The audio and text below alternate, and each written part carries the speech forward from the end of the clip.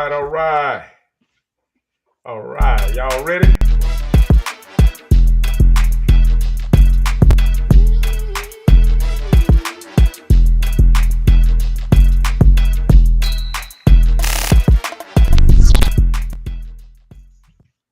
All right, Throwback Thursday.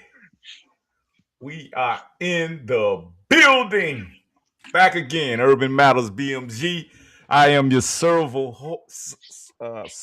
and your host, Dr. Juice. I'm getting tongue-tied today. I'm so excited. I got a lot to talk about.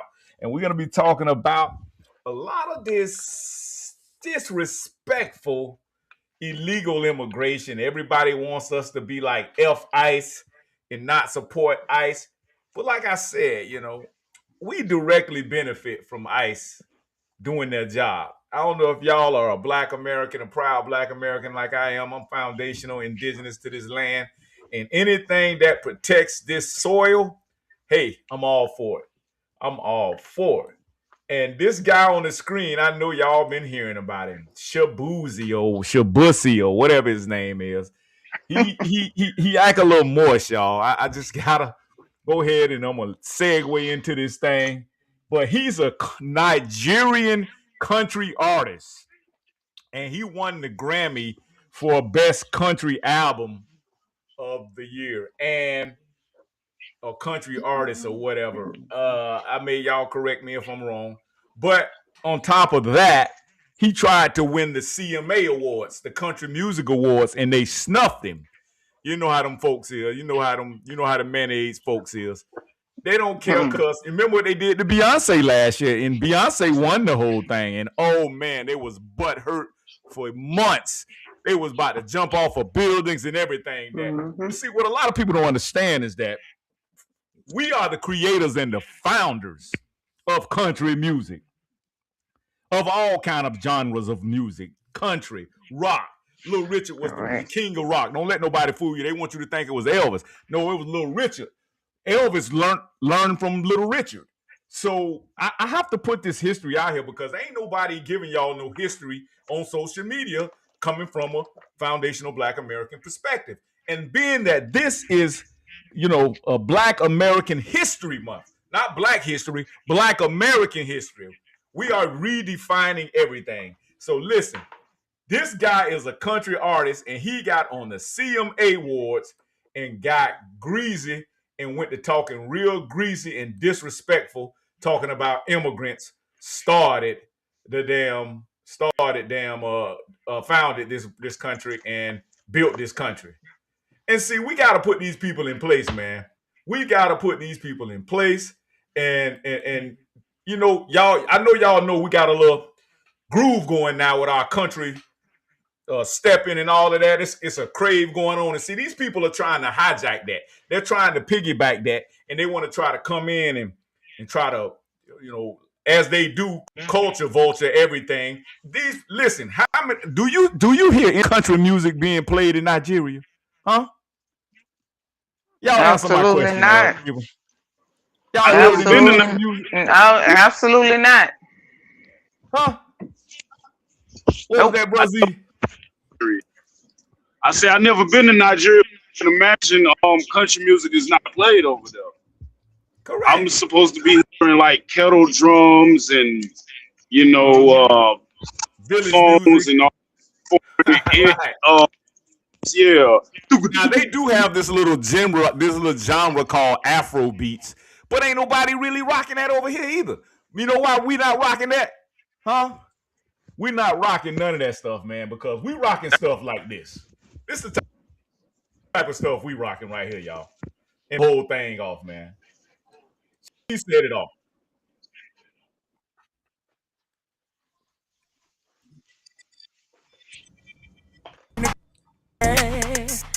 Yeah, just couldn't believe what I have seen. Well, I never thought that I would see this. Way far back in them woods, I saw some. Hey, that's how we rocking right now, man. Y'all hear that? Do y'all hear that? Do you all hear that? Drop on, what's good? That I like. Yes, I did. Yeah. I never knew I would. I like them girls in them cowgirls. I like the dudes. I like them girls in the cow. Hey, we gonna play this guy later on, man. We're gonna let y'all hear some of this stuff. What up, D? What's going on, my dude? We got the dry bizzles in the building. I think we dropped him. Hey, I don't know if you hear me. Can you hear me? Yeah, I can hear you. Yeah. Okay. Okay. Good. That's good. Just go ahead. Do your thing. See if I can get you on the screen. Let's get you on the screen here. Hold on. I'm doing a little bit of back and forth. Go ahead. Do your thing. I'm doing back and forth. So go ahead. Okay. We got you in there. See that? We brought you in. Right. I'm there. We got you. No, I'm there. Go ahead. I'm letting y'all talk. So yeah, man. So today's topic. I'm just getting to the house, so let me get situated. So that's why I was over to get it on. All right. Not a problem. Not a problem. Salute. That's a certified brother right there, y'all. Salute that brother right there. Hey, but we back in thing. We got Bro Red just popped in on us. You in there, Bro Red? Where you at? Salute. What's good? All right. Certified. Salute to my brother Red in the building. Super Slim. We got Dry Bones. We got the Shackster. The Shike Wilder, we got Cher, and we got my guy Z in the building. What's your street name, bro Z? Mr. Goodbye. Mr. Goodbye.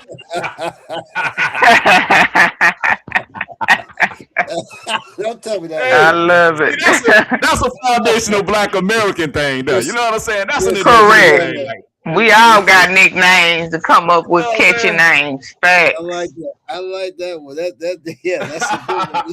Hey, if that ain't no Black American history for you right there on our Black American history episode, boy, that's real Black culture, Black American culture there. You gotta have a nickname. You gotta have a Dry Bones. You gotta have a Juice. You gotta have a Sister Shell. You gotta have somebody. You know, I know Sister Shell got one. She just ain't gonna share it with us, but she got one. I would tell you the nickname I gave her, but I ain't gonna put it on front. He I'm did. not gonna have on her blushing. I'm not gonna have on her blushing. He did give me a nickname.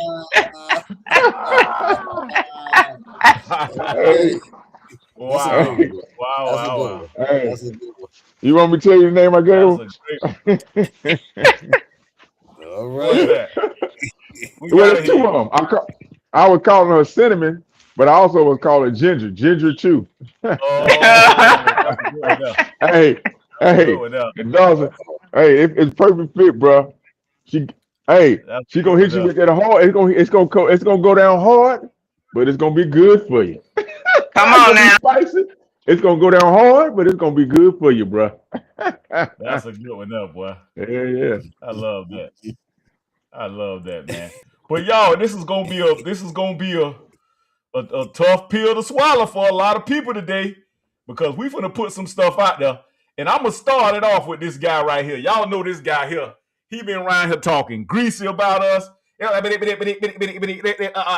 FBAs and you stupid fools, and you want to call us stupid fools because what we have been doing. And family, don't get me wrong. I gotta put this.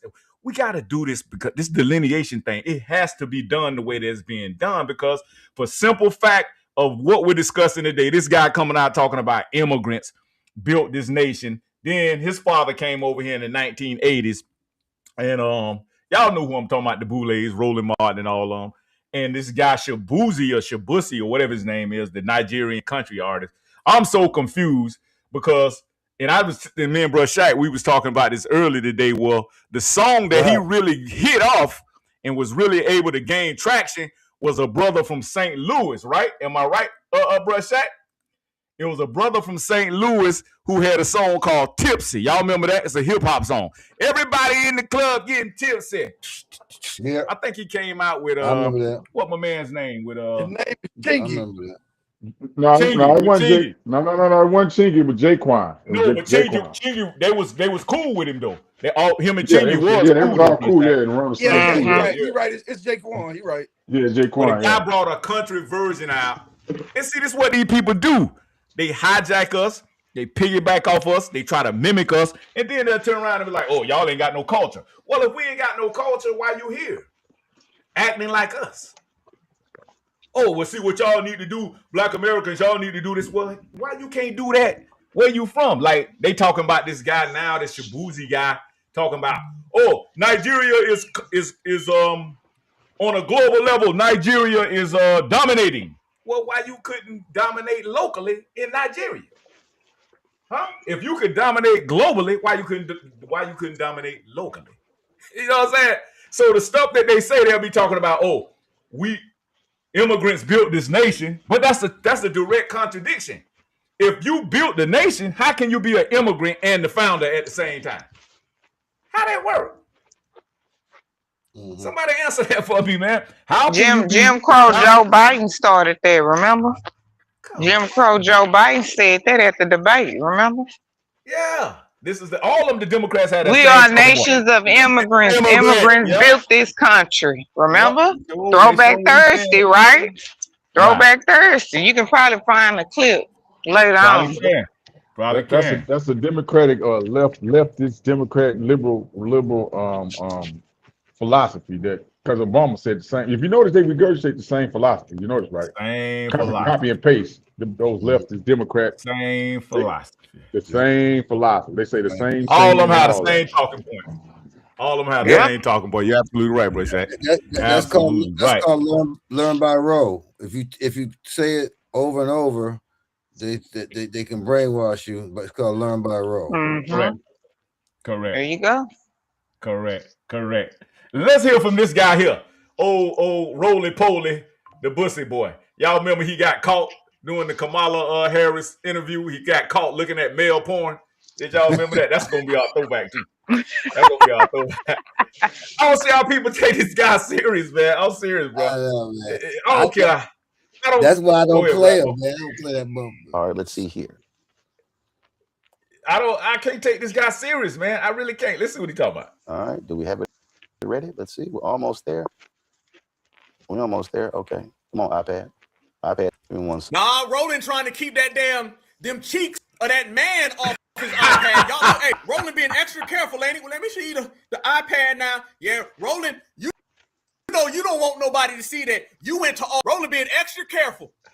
He posted this on social media. First and foremost, I want to express my deep gratitude to everyone who has supported and celebrated me as an artist. I also want to acknowledge the conversation surrounding my acceptance speech. To be clear, I know and believe that we, Black people, have also built this country. Now, this is his apology speech since we've been lighting his ass up. The Shabuzi guy. It's because he came out talking about immigrants built this nation, the same Democrat shield talking points.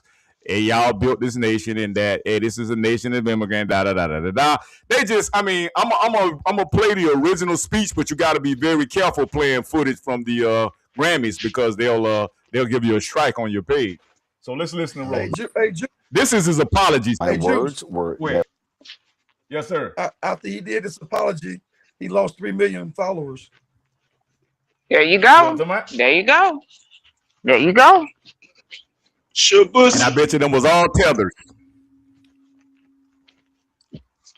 All tethers, I bet. Intended to dismiss that truth. I am both a Black man and the son of Nigerian immigrants. And in the overwhelming... Uh-oh. There they go. They playing with it again. I knew they were going to do this. I knew this was going to do. This damn YouTube for you, boy, I tell you. Let's see here what we got here.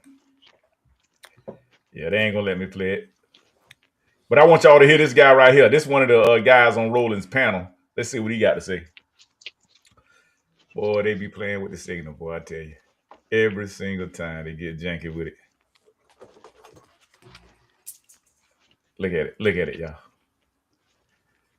Soon as we get to popping off that heavy fire, we do it every single time. I think you laid it out right there. You know, for those of us whose roots run through this country for hundreds and hundreds of years, you know, we understand the sacrifice that we gave, often unwillingly, to actually build this country. We understand our tears, our breath, our bones, our blood that has gone into this. So when you have folks. Copyright Act of 1976 for scholar, educating, and also entertainment. Who have recently come to the country, no one wants to take away from the contributions that immigrants have made to the country, but we've got to also talk about the foundation of the individuals who actually helped to build. There you go again.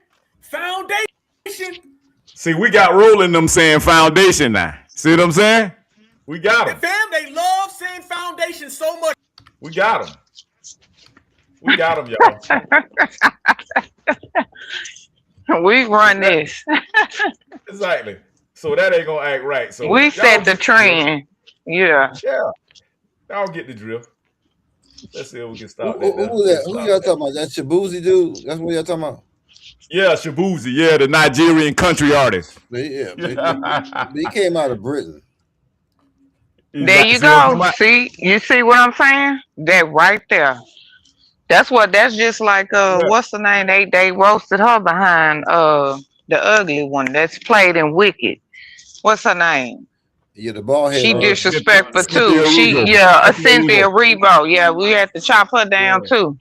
And they all coming from Britain with that attitude over here. We've been getting them all that smoke, man. I don't know why. Stay in Britain with that. Don't come over here. See, these people are all plants, man. Well, Britain ran by India and the Arabs. You better believe it. Hey, but you know what? Don't go on the Caribbean island. That's all who over there. Them damn Indians and shit. Go travel over there. Couldn't believe my eyes. Well, you know them Asians, right? They really Asians. So they are. Yep. They've said that. Yep. Asian Indian. Yep. Well, Eurasia, which is Eurasia. They're not lying. They are Eurasian. Yeah. Wow. By that area code. Yeah, these people. Yeah, they listening to us, man. I didn't see that. I didn't watch the Grammys, but I didn't see him. I only seen the Trevor, whatever that dude, dude talking about Nicki Minaj, and then there they go. I watched the beginning, but then I see the rest of it on YouTube where they did this. They did things for D'Angelo. I watched the music. Because I'm not into hearing all that liberal shit, so I don't really listen to it. Wow! Did you hear? Well, speaking of those Grammys and Trevor Noah and all, you know, he tried to get slick with Nicki Minaj, and Nicki Minaj lit all their ass up. Nicki Minaj say, "Y'all watch, y'all finna go down with the whole cult. All of y'all that's practicing that ritual." Yeah. And the next day they had Jay-Z ass on the burner. I put it on Facebook, man. Him and I saw that, brother Jawbones. I saw that on Facebook, your Facebook page. Right, him and Pusha T. Now, Pusha T. But you go. That's why I tell people they down here in Miami. I mean, you already know, Juice. I mean, they child trafficking is in. When you go to Atlanta airport, you hear them say. Child trafficking and shit. Yes. It's in the airport. It's here too. So it's in the airport. Yeah, we have it here in Houston too. Right. So it's out on the bathroom stalls. You right. And then we got sex hotels here. Y'all don't even have that. We got hotels for sex everywhere on 8th Street, all through Little Havana, man. Wow. They got sex hotels everywhere down here. So what you think they doing? Little kids. Yeah, pedophiles. It's been going on pedophiles. Since I've been here, and I've been here a long time. It's been going on for a long time. Wow. So I mean, sex hotels so bad they got mirrors, jacuzzis in them, and all kind of shit, man. I'm just gonna be honest with y'all. Now I don't know where y'all live at, but where we live at here, all the islands, everybody go to have sex in the islands. Anyway, you go to DR sex. And they here, so you know they selling their own kids to have sex on their own islands. Absolutely. So it ain't new to me. It's been going on forever. Well, what's the sister from? Well, she ain't no sister. She a foreigner too, from the Virgin Islands with the Epstein Island. Remember they caught her with the text message and the emails and dumb dodo bird. Banana peel head Jasmine Crockett. Tried to line go on CNN and defend the lady. Yeah. Yeah, was a Yeah. That'd be crazy. Hey, We gonna put her on. Hey, she thinks she gonna win in Texas. Man, she already losing to Tellerico, brother Dry Bones. She getting her ass whooped by a guy named Tellerico, and he's slow and retarded. I didn't have to tell him off before too. He ain't nothing but a liberal, brainwash. He's Spanish. Who, him? Yeah. The guy. He claimed he got something in him, but you know he pulling that bait and switch like Beto O'Rourke. You know, Beto O'Rourke tried to say his name was a Spanish name, and he got exposed. That's just the game these people play, but they ain't got no way, hell, and chance against Paxton and Hornan or the Wesley. They don't stand a chance. Okay. But she getting her last bag, you know. I guess trying to get her last bit of money. Juice. Yes, sir. Your boy went over to Africa. Who was that? Foundation Black. Oh, Tariq Nasheed. Yeah, Tariq Nasheed. I saw that. Somebody said this. See, well, yeah, he went to Senegal. I don't know what he was over in Senegal for, but he went over about 3 days. And boy, them Africans been lighting him up. They talking about for you to be talking about Africa, and so you know, and a lot of the FBA been coming out in his defense, Tariq's defense. They were like, bro, just because we're delineating, that don't mean we still can't visit Africa. Because we're telling y'all we're not African, that doesn't mean we can't visit Africa. You know what I'm saying? So yeah, man, they're just taking shit, throwing it at the wall to see if it stick, man. So, but Tariq all over the place too. Ain't nobody. I mean, he has some good stuff. Don't get me wrong, but Tariq, come on, everybody know what Tariq low down is. Everybody know that man trying to pimp people. Tariq worse than a preacher or a pastor, man. You better believe it. I unfollowed him a long time ago. Y'all should have seen that Shenetic, and he pulled with that FBA conference years ago in Atlanta. I went to that old crap. Somebody pissed off. Boy, Tariq almost got his ass whooped, drugged up out of there. Exactly. I got him in the I had him pulled up earlier. He was talking about something about this whole thing. Let's see if I can find that joker. Well, Shaq know what to call him. What Shaq is? What you call him, Shaq? Hustling what? Hustling Black. Yeah, Hustling Black. Here you go right here. All their days coming to an end. Him and Umar. That must not be. We must not be FBA this, FBA that. We're all African people, and we must come together as one and share everything together. And that same person, look, sir, you're about to win. You're about to win a Grammy Award. Shout out to Nigeria. Nigeria, stand up. Y'all talk that divisive shit, but when the awards and the money and all the goodies come through, boy, y'all throw that elbow up on us. Get back, nigga. Thank you. I like to thank my There you go. That nigga funny too. Crazy. Elbowing us out the goddamn way. All that damn togetherness talk. Man, please. We must not be FBA this, FBA that. We're all African people, and we must come together as one and share everything together. And that same person, look, sir, you're about to win. That nigga funny to me, y'all. Okay, what y'all say? That was funny. That was funny. Hey, but I'm telling y'all, listen, man, thanks again for joining us here today on our Happy Black American History Month episode of Throwback Thursday here at Urban Matters BMG at Black Media Group. And Brother Z keep jumping off on us. And so I want to give everybody a real quick chance to introduce yourself real quick. And, you know, I'm going to start with Brother Red. Let's, how's your week going? How's your Black American History Month going so far, Bro Red? Man, Juice. Listen, man, and good evening to the panel. I have a problem with this Black History Month thing because I have to kind of grasp what Morgan Freeman said. I don't want a Black History Month because every day is Black History. I get tired of that. So every day I wake up, even if it's in freaking August, I'm dealing with Black history because, like you said. We built this. Even the president said it. a foundation of Black Americans built this country, and it's time to give them that due for it. You know, so I don't buy into February as Black History Month. I don't buy into that, bro, because every day is Black History. So when they throw this stuff out around talking about Black history, this and that, you know, because next month, you know, it'll be Women's Month, and then the next month after that, they'll go into something else, and then like in May and June, they go into the rainbow community months and all that stuff that take precedence. So I don't buy into all that, because why does Black History Month have to be the shortest month of the year? So it's really a telltale sign for them to even suggest to put it in February when it's every day of the year, man.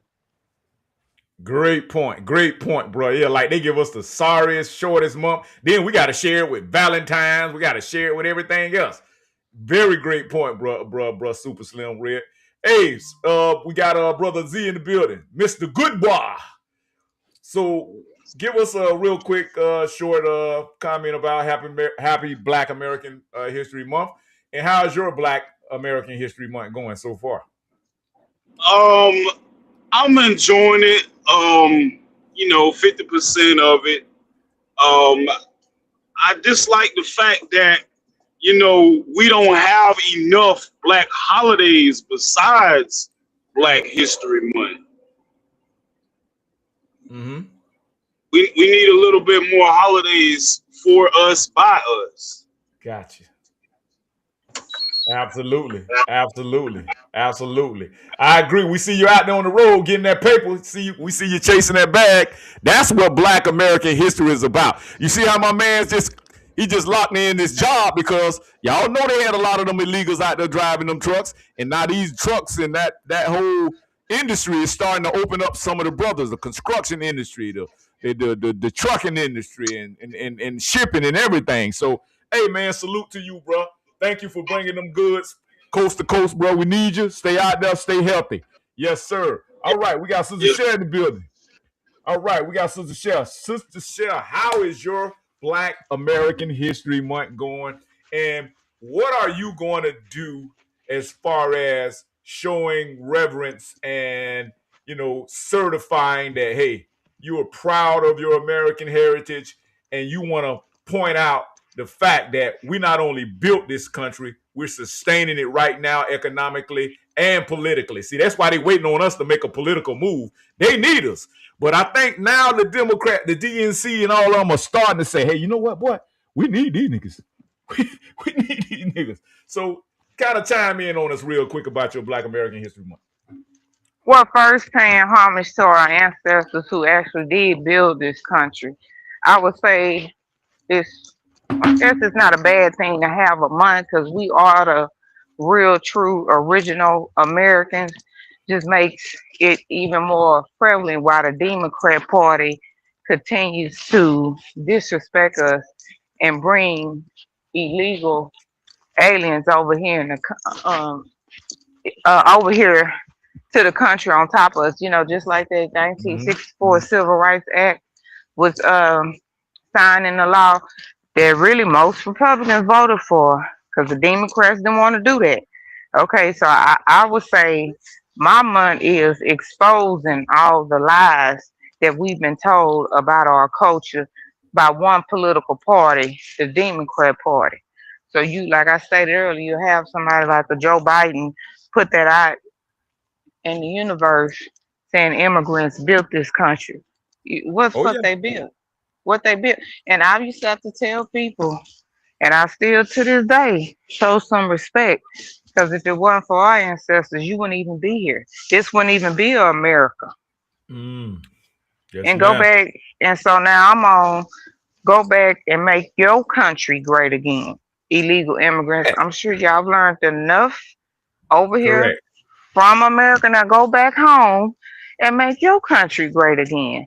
So that's what I'm on for Black History Month. You know, that's going nowhere. That's a great point. Like, you can come here and you can say, oh, well, you built this and you founded this, but couldn't you done that in your own home? And then y'all didn't. Now we'll give the Asians some credit. They did do some extensions onto the already existing railroads and highways. But where do you think they got the idea of the chain gang from? Those were slave groups that was building the highways. Those our ancestors building these railroads. You know what I'm saying? So, and then a lot of the inventions I gotta like point out, like what we built. I mean, you got stuff like the stove, the hot comb, and the AC and the heating. And man, we have so many inventions. You know what I'm saying? So, bro, Jai Bones, chime in. I already know you got a mouthful for us. Are you with us? Huh? Who's on? Are you with us, Jai? Yes, I'm with you, man. I'm listening to y'all. I get a chance to finally just listen. You know, I okay, so you you want us to come back to you. I'm gonna say this. I'm gonna give homage, like y'all said, to the people, but let's give Carter G. Woodson. Oh yeah, Carter G. It's all based off his thesis of Negro Week. Now it's Negro Month, and actually, like you say, it is every day, but it's only every day if you know who you are in the mix of the scheme of everything, because we are from here. But he put together the whole thing, showed you who was gonna do us in. Yes. And he said the Boule. He was a Boule. He named the people. This man put himself on the line after he lived a lavish life and showed the fact that, hey, we was taught to keep our people down. We in all academia. And I thought that's the greatest intelligentsia book, The Miseducation of Negro. And then we get Lauryn Hill doing it in hip hop, Miseducation. She was symbolically trying to tell you. And so what we're gonna do on Sunday, we got Chief Warhorse coming in. She'll be with us. We got Brother Ray, Brother Sunhorse out of Georgia. We're gonna have all the indigenous ancestors who got land and who got recognized by government that this is factual. Just like people don't want to hear me, but Trump actually gave a lot of blacks the indigenous. He told y'all through symbolic that how can an Indian look like Elizabeth Warren? And that should have been y'all clue to wake up. But you know, some people don't see symbols or signs like that. Yes, sir. I'm having a good time. We got gigs. Hey, we gonna be jamming, y'all. We gonna be on Miami Beach, and we gonna be on Fort Lauderdale. So y'all come down here and let me know, because we are having they got Black History all over the place up in Fort Lauderdale. I might bust a move, boy. Shoot. You know, I just got back from Memphis, man. It was snowed out, man. Ice everywhere, bro. Man, I ain't never seen that type of snow and ice, bro. That was like wicked. You got snow almost near y'all. Exactly. It snowed up there in Tampa. Yeah, exactly. We thinking we finna come back to good weather. We come back to the low 20s. I'm like, this junk done followed us back to Florida, bro. Hey, let me ask you one more thing for y'all. Y'all go. Did y'all notice how they using a lot of, like, Nicki Minaj is from Trinidad? Y'all know that, right? Yeah. And I want y'all to know that Trump also pardoned A$AP Rocky from Rihanna. Now you see how they switched up. Come on now. See, they switched up. So what they did was, you notice that, I hope y'all realize what they're doing now, because she needs to get her brother off. So just so that, you know, I like the whole story. See, her brother got some freak tendencies. I hope y'all know he out of New York. They some lot of freaks. He was like forcing themselves on young chicks back in the day. Wow. It's down here too. I know a lot of brothers who got trapped up for having sex with young chicks right here in Florida. All you gotta do is put their names in a predator, because you stay a predator no matter what, especially if you live around kids. They got a whole hotline. It's a lot of our people in there. That's why I tell people, I say, I don't know what the hell they be trying to talk shit about. I guarantee you're gonna see some deacons in the predator line. Watch it go. Look, y'all punching predators. Believe it. Punching predators in your zip code and come back to me later. Wow. Did you mention brother? I didn't mean to interrupt, Brother Juice, but did he mention? Because my phone went out. Did you all mention the monument that Trump is having for us, for our culture people, at the White House? He's created with Kobe Bryant and a lot of our other indigenous ancestors. for the anniversary Remember he did Black History Month. Remember? Right. When he got inaugurated, and he mentioned the our garden. Correct. The garden he's creating. We could probably pull it up. Is it going to be this year during the inauguration of the anniversary of America? You know, this is the year of the anniversary of America. They go 250 years. That's why he's doing all this changing into the ballroom and doing all these excavations, but that's all masonry. That's all masonry. Yes, that's all masonry, man. Stay in the East Room, man. You know what, man? That's why I say it's magic show. It's the magic show. That's all. Magic show. Hey, we got Bruh Shack in there. Bright Bruh Shack, drop on Bruh Shack. I'm gonna have Bruh Shack piggyback off the point you was making about Nicki Minaj, because we was just talking about that earlier. And see, Dry Bone, you hit it right on the head, but you left. Remember Meek Mill, and I was telling Bruh Shack, I say, man, I say Meek Mill and Nicki Minaj, that shit don't go together.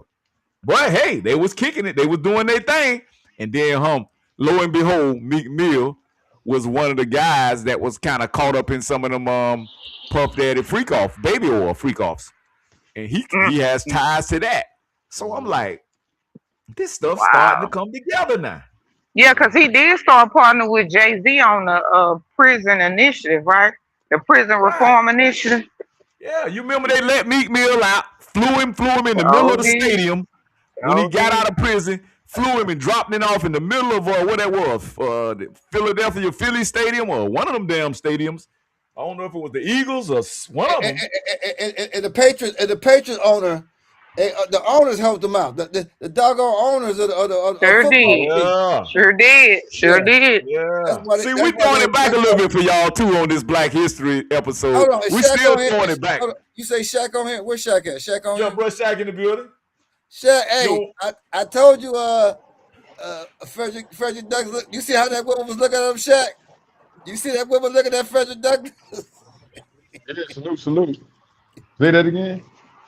I said the lady that was looking at Frederick Douglass. Remember, you was on Facebook. I see all of us were laughing at how she was intensely looking at Frederick Douglass, the white lady. Yeah. Wow.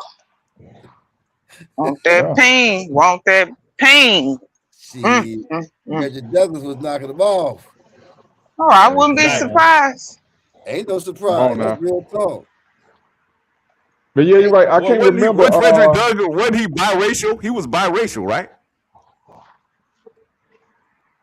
I can't. I don't know about being biracial, but he had some mixture going on. But yeah, go ahead. Let Brother Shaq go ahead. I know you want to get him in there. Go ahead, Brother Shaq. Go ahead, yeah, salute, man. Yeah. Salute. You were talking about the Meek Mill. Yeah, but I'm trying to see, did Meek Mill get locked up before? I mean, did he meet him and Nicki Minaj? They was dating before he got locked up or after he got locked up? I can't remember the sequence of that. Y'all remember the sequence? This before he got locked up. No, he got locked up before, right? Yeah, before he got locked up, yeah. So let's follow that. Because remember, Meek Mill was the rugged, the cornrows to the back, you know what I'm saying?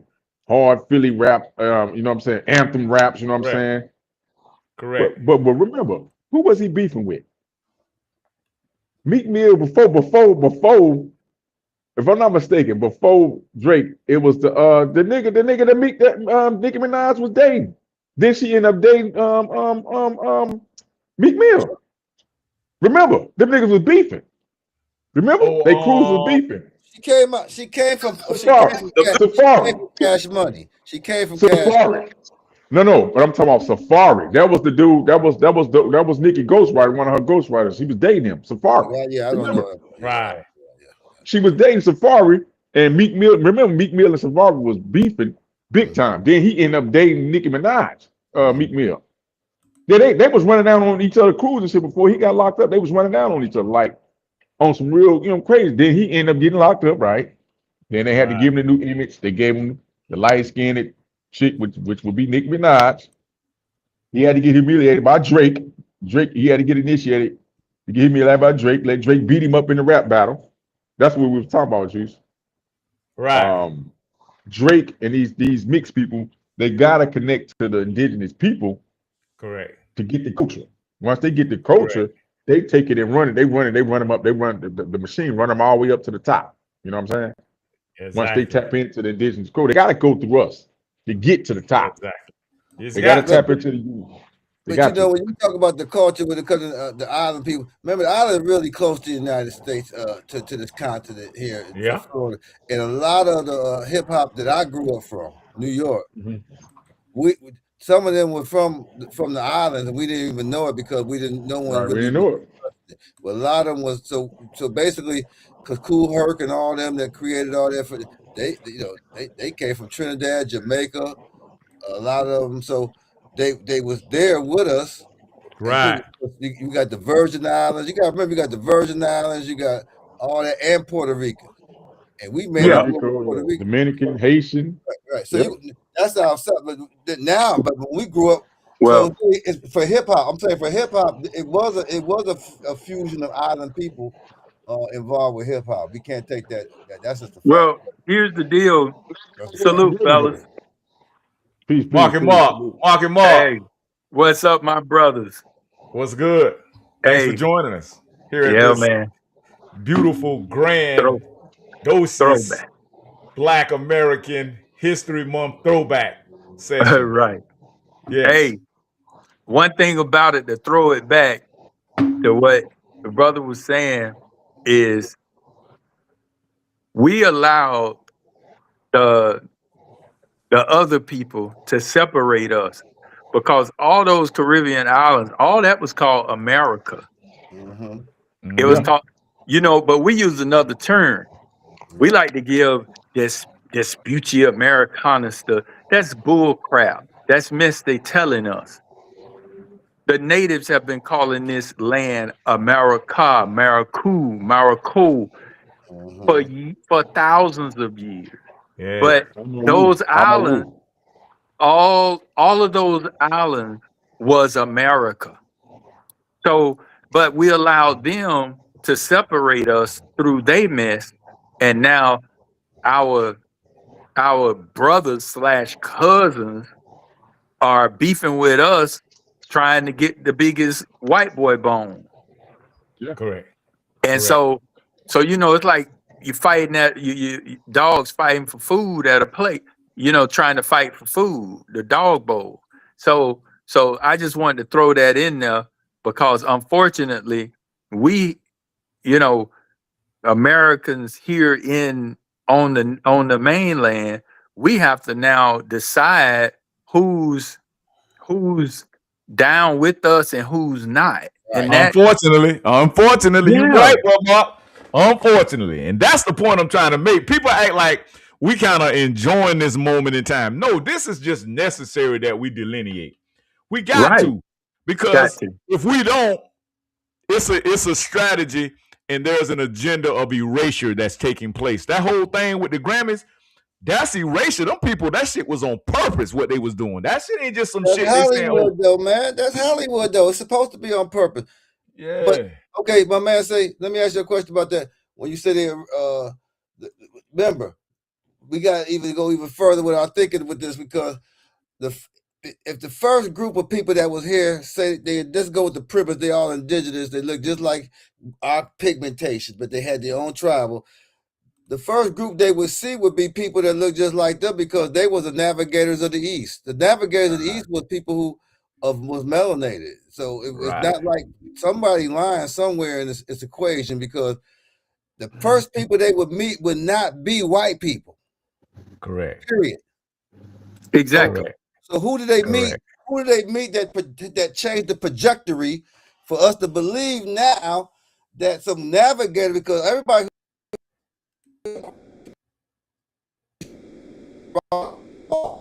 controlled by the Salters or the Shariks. Yes. You just basically broke down the story of Bass Reeves. So how the hell, without the help, so they must have, so all y'all to say with the facts of your own spiritual heart, what would be the first group of people they see? Wouldn't it be black people would be the first group of people that the people over here would All right. I'll tell you what the discoverers said in Columbus memoirs and all the people that came over here. All of them said we were the tawny which means black, dark skin, copper complected people No, not in us. this land. No, I said what they look like, what Columbus looked Yeah, like. what they look like. Yeah.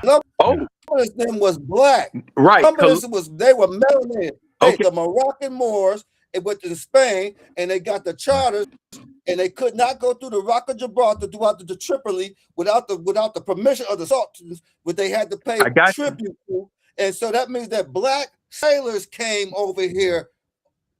That's what that means. And oh yeah, bro. I'm with you. I'm with you, bro. We on the same team. Look, now here's the deal. Now this is hold on 1 minute, bro. Mark. Let's let bro Shaq finish his point, and then we're gonna follow that up with Bro Shaq, was you finished making your point about Meek Mill and all? I'm just trying to draw the lines for everything, bring it back in full circle with Nicki Minaj. You got 50 Cent. If you notice, a lot of people because remember, Kanye West was the first major melanated celebrity to put on the MAGA hat and call out the Democratic Party politically, publicly. Yeah, he was. They said he was crazy. Remember, they said he was crazy. They said he was insane. He was bipolar. He called him out. He the first one put the hat on, went in the White House. He was the first one in the overall with Trump. Right? Yep. All the other celebrities, they was either quiet or they was down with kicking Trump or the MAGA thing. Now you got 50 Cent, Nicki Minaj. You got all these people now that's trying to, like you said, they trying to say their own ass, which they supposed to do. You know what I mean? They trying to say their own ass. You know what I mean? They trying to chum me up to Trump and to this administration because they know they got a small window. All these celebrities that jump ship, they going overseas. George Clooney, he's trying to get citizenship in Europe some damn where, Switzerland some damn where. Tom Hanks, they been gone. You know, he and his wife been gone. You know what I mean? They been gone. Well, this is full circle. We've seen it in real life. Well, real quick on Hollywood, you know, Hollywood ain't nothing but a bunch of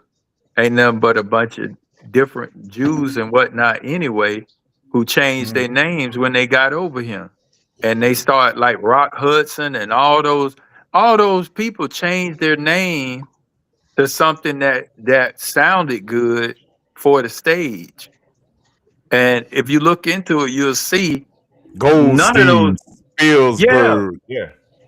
Right. So yeah, and then of course you get all this other stuff going on, and now, you know, they talking about going back. Well, I want all y'all to go back.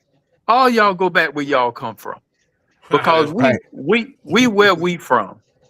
And how about this, guys? In all countries, Columbus is not white. In other books, Columbus is, just like bro said, a black man.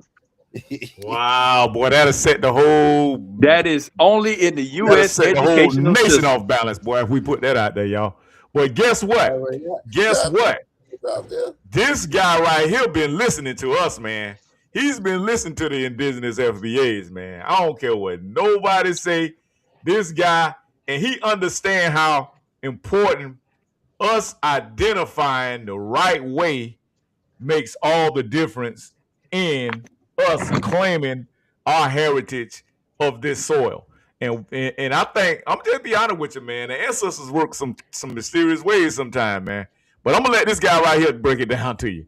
I like this guy. This is my guy right here, man. Jaquavius. I call him DJT.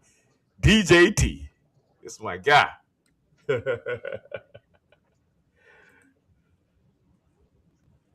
Projects in Black American communities. Democrats want to invest in green global projects. I want to invest in Black American communities.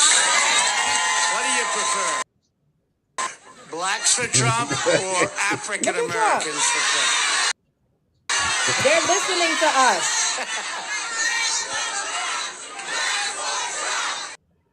They're paying attention to us. Now, this is in no way saying that I'm MAGA and I'm a Trumpy and all of this other stuff, but Donald Trump is listening to us. Notice how he recognized, because they pay attention. They be in on our panels. They see that we don't want to be considered or classified as African Americans because of how all of the Africans and everybody else has tethered onto our culture and what's literally our inheritance here in this country and all of the things that our ancestors have fought for. It's like now being co-opted and colonized by other deeply melanated immigrant classes of people.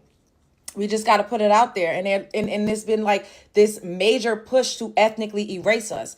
Donald Trump, as much as y'all may not like him, back in the 90s and the 2000s, even in the 2010s before he ran, everybody loved Donald Trump. Donald Trump was on A View. Whoopi Goldberg and Joy Reid and all of them was giving him hugs and kisses. Everybody loved Donald Trump. He was in all of the rappers' music videos. He literally was golfing with the rappers, Snoop Dogg and them. Everybody was up in the Donald Trump video rapping with Donald Trump in their goddamn lyrics. Once again, I'm not saying that I'm a Trumpy, but he is the only president that has got up on a podium and actually acknowledged us. He's the only president that's got up here and said we built the dang on country, child. He's the only motherfucking person that's realizing and recognizing that we would prefer not to be classified or considered African American. Because there's an ethnic erasure going on. So we can't say that because now people like Shabuzi getting up there talking about, oh, we built the country and we did this and we did that. And his crazy, weird apology that we got to come back and talk about. But what do y'all think about this? They're paying attention to us. They claim we have no power, but yes, we do. We have cultural influence and we have a lot of power to make things shake. So y'all better tread lightly and tread carefully because y'all like, oh, nobody cares about you. Y'all don't have no power. Y'all don't own anything. We are the driving force. We've always been the engine. Always. You need to go over there and stay with your daddy. Go over there with your brother. We've always been the innovators. Everything we do, you need to everybody else follows. Somebody was in my live yesterday calling themselves a foundational black Somali. I said, first of all, Somalis ain't never even called themselves black. Nobody was really calling themselves black. Nobody with the same hue of complexion. They only identified by their nationality or their tribes. They was never, we made black a staple. We made it something trendy and cool to call yourself. And now everybody is latching on to it and they're devastated and crying out because we're saying, you've been said that we wasn't the same. So now I'm just acknowledging it. What's the issue with me saying, okay, I agree with you. Me no black, I agree with you. We know what the issue is, though, and we will come back to talk about it. Make sure you all follow me. I love it. I love it. It's unfortunate, just like the brother said earlier, y'all, that we have to do this, but it has to be done because you've gotten too disrespectful. You know what I'm saying? A lot of these immigrants, and it's these Johnny-come-lately people. I ain't talking about the cool immigrants that's going by the law, go through immigrations, get their green card, get their visas, doing it the right way. But they literally got us. They want us to go jump on the sword for people that come here and break the law. You fighting our law enforcement and you want us to go out there for what? What we get out of it? And furthermore, when all these immigrants come here, what do y'all offer us? Huh? What do we get out of the deal? Y'all get a lot out of the deal. Y'all get to steal our struggle. You try to dress like us. You get to blend in with us. You come in our communities. I mean, every corner you go to right now, you got Arabs on the damn corner selling you all the products. You ever paid attention to them Arabs? They say you all that bullshit, tater chips and artificial juice. You never see those Arabs eating that stuff. So that's right there should make your antennas stand up right there. Like, I'm coming in here buying these damn rap snacks every day. I ain't never seen these Arabs eat no damn rap snacks. Master P rap snack. You know what I'm saying? I'm just saying, bro. Tell me if I'm wrong, y'all. Tell me if I'm wrong. Somebody chime in, man. Please. Did we lose, bro, Red? Well, what I would say to that is, it's sad that the brother got to go to them just to be able to get his stuff out. You know, because where we used to have all the neighborhood family stores, we ain't got none. Correct. So he got to go to where we shop. Yep. Got to go through the Arab to make his money. Correct. Got to. Man. And it's sad. It is sad, man. It is sad. But we got to talk about this guy right here, too. He did the same thing. Now, this guy going to be this headliner at the Super Bowl. But he came out and did the same thing. He said, F ICE, and then came out and said again that immigrants built this nation. I mean, you can't make this stuff up, man. Bro. You cannot make this stuff up. Let me see that immigrant built this nation. See, that's some stuff that these quote-unquote African Americans who done drunk all the soup, they fall for that mess. Because now, you know, we're a nation of immigrants. We all are immigrants. We all are not immigrants. Stop that lie. Right. We all are not nothing. We're not. Right. And so then when they say immigrants built this nation, now the ones whose eyes are closed are going, that's right. That's right. And I think it's very. I think it's very. Yep. Oh, sorry about that. Go ahead, brother. Sorry about it. No problem. Eh? That's, you know, I land my plane. That, you know, it's sad that whatever they say on TV, on the network that make everybody happy, that's what we listen to. Nobody listens to everything. Fake news. Before I say. Yep. And this the guy right here. Now, this guy is headlining the Super Bowl. Yeah. He won Best Artist or whatever, Best Album of the Year. He got a Grammy. And not one single song on his album is in English. Somebody please make it make sense. Thanks to God, I'm going to say, eyes out.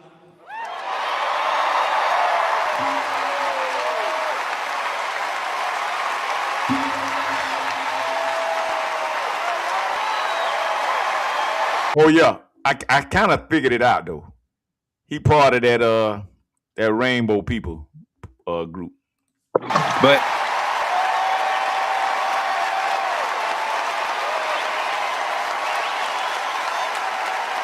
before I say thanks to God. Okay, so y'all get the point.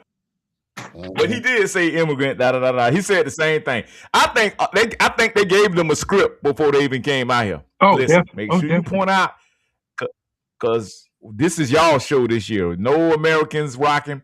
They sent Kendrick Lamar there. Kendrick Lamar was like, "Yo, man, I ain't finna get caught up in this." Go ahead, bro, Mark. Now y'all know who got the contract to set up all the performances and stuff for the Super Bowl? Jay-Z. Exactly. Yes, sir. Yep. So wow. Yeah, that's pretty much known. Yeah.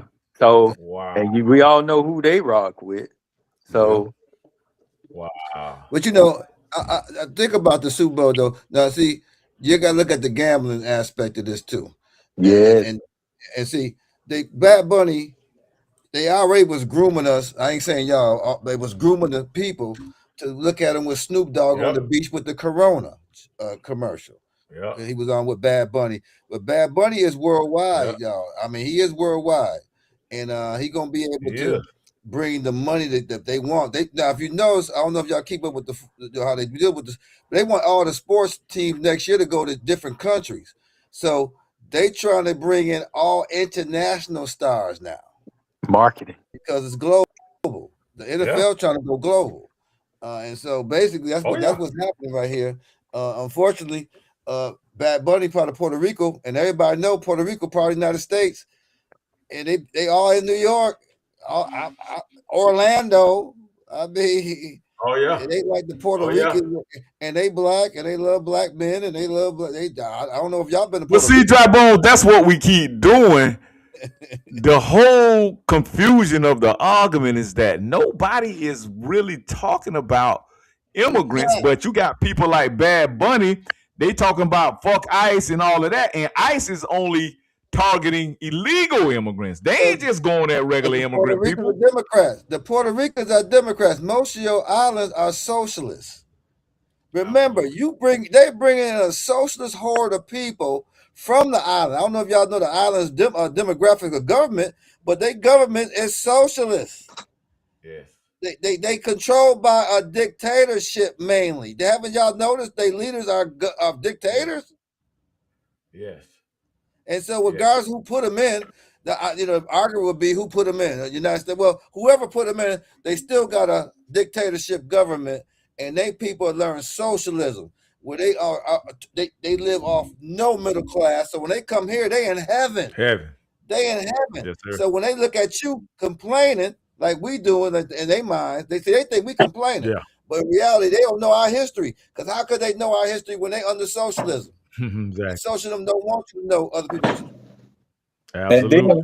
And then when they get here, they get a taste of socialism from the United States, with us giving them food stamps, us giving them.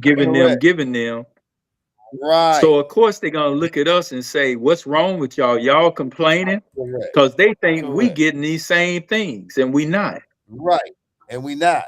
We got sold out during the civil rights movement when they made these deals. When immigration came in, I don't know if people read it or not, but we in a new world order. But we all should be able to see this easily. All you gotta do is go look up the immigration bill of 1965, and you see that they opened the floodgates for immigration because King had to make a speech about it. He said that y'all giving all the land to the whites, and he said it before they killed his ass. Yep. Did you hear Did you hear Bernice King come out about this whole Grammy thing about these immigrants being disrespectful? Martin Luther King's daughter. She was like, "Hold on, y'all. They ain't created and founded and built nothing in America. Now wait a minute. Now y'all going too damn far. You know, she practically boule. You know that, right, Grabbo?" And I think that'd be good for her to say that, because that might make a cataclysm in Atlanta, because Atlanta is all Democrats. Oh yeah, I'm gonna pull it up. I'm gonna pull it up. The gay Democrats, super gay Democrats. I told you they drank that. Remember we did a show on this about them putting a gay bomb in the water. Didn't we do that show? Yes, you sir. was on there. Yes, sir. And they put a gay bomb in Atlanta. That's a fact. Well, y'all listen to this here. Y'all listen to this fruit basket right here. This is how I know, even in the church, the black church has literally, they're towing the line for Hollywood. They're towing the line for the Socialist Party of America. They are hook, line, sinker, entertainment, especially that damn D.L. Hughley. I got some stuff coming up on him too later on, but let me play this real quick. Y'all gonna freak out on what this fool right here say. Y'all know Kurt, ever since he got caught up in that damn, looking at that porn. He was a porn damn freak. Here we go.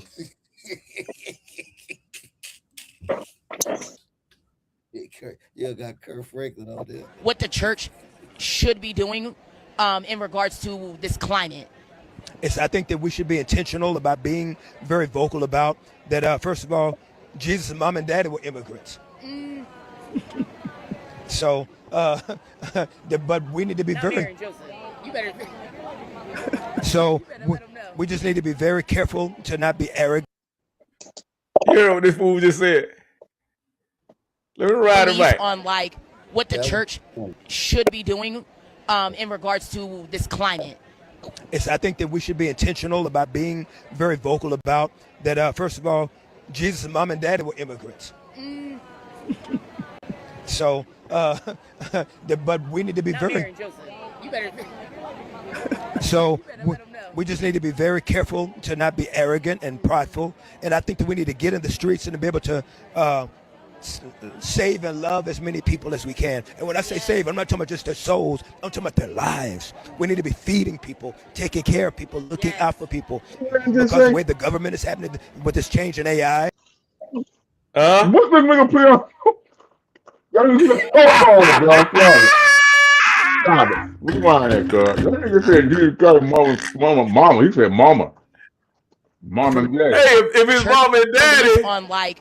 Hold on. If his mom and daddy was immigrants, then what the hell that made Jesus? I'm confused. Okay, here we go. Beliefs on like what the church should be doing in regards to this climate. I think that we should be intentional about being very vocal about that. First of all, Jesus' mom and daddy were immigrants. So, but we need to be very. You better. So we just need to be very careful to not be arrogant and prideful. And I think that we need to get in the streets and to be able to save and love as many people as we can. And when I say save, I'm not talking about just their souls. I'm talking about their lives. We need to be feeding people, taking care of people, looking out for people. Because the way the government is happening with this change in AI, it's going to put a lot of people out of work. So we need to be more compassionate about the human race. And particularly January seems to have crossed a line. Do you feel like that's what's happened? I do. I also get a little tired of Hollywood jackasses coming out and telling us what to think. And that's a bit. Billie Eilish telling me that, you know, that it's stolen land. I'd love to see her turn her keys back to her multi-million-dollar mansion to whomever is going to come over. But if you don't like it, don't listen. Don't listen. We're sitting here listening to all this and these sorts of people. Nobody cares what sorts of people are. Nobody cares what they think. And I like Jennifer Lawrence talking about, finally, she said, I'm not going to speak politically because nobody listens to us. And I think she's 100% right. That is not true. Grammys was the most disturbing, sickening thing I've seen in a very long time. The bloodsuckers of the Hunger Game decided to take it upon themselves to flaunt their $100,000 worth of clothing as they follow a trend by painting a button that says "Ice Out" on their chest. This is absolutely ridiculous, especially knowing the fact that the Epstein files. Sorry about that, y'all. I had to step to the young ladies' room. But, bro, you can't make this stuff up. Not at all. You cannot make this stuff up. Somebody please elaborate on what we just heard Kurt Franklin say. My mouth's He still made open. contradictory statements. Broad ambiguous is what they do. What the hell did that statement mean? He didn't clarify the name. Word salad. I'm lost. I'm lost. And that's how they like to leave you. That's how they I'm like lost. to leave you. I gotta play one more. I'm gonna see if I can play this other clip for y'all, because y'all gonna wig out off of this one here. Y'all gonna wig out off of this one here. Let's see if I can pull this one up. These dummies like to say stuff. They like to say stuff here we go. to make them sound smart. Right. That's what I was telling Shaq. They're not only saying stuff. Yeah, go ahead. They not only saying stuff, bro. They all the way crashing out. Listen to these two fools right here. They done made Don Lemon a damn martyr. This is how they gonna effeminize black men right here. Y'all heard Nicki Minaj said to him, she said, Don, he said something slick to her. He said, Don, stop being a cocksucker.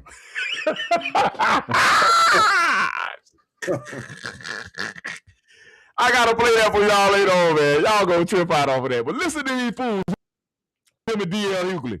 Listen how casually they sitting up here talking about gay stuff.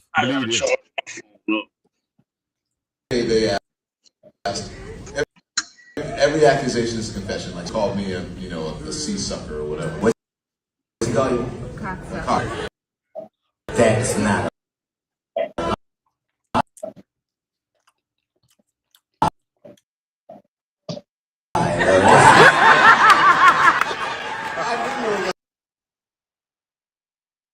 But that's not a lie. I didn't know you were gonna say that. Look at my whole team over there doing that.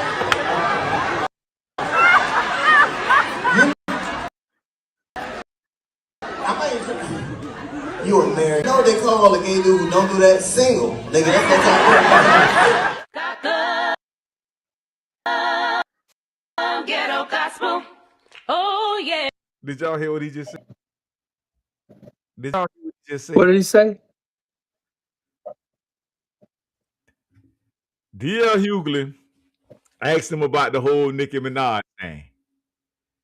So he asked Don to clarify what Nicki Minaj said about him. He said, she called me a sea sucker. He was like, what's that? So Don went ahead and said it literally, a cocksucker. And so D.L. Hughley replied back to Don Lemon, well, she ain't lying, is she? Don Lemon bust out laughing. Come on. I knew you was going to ask that. I knew you was going to say that. Look at my team over there. They putting their head down. And then D.L. Hughley replied again.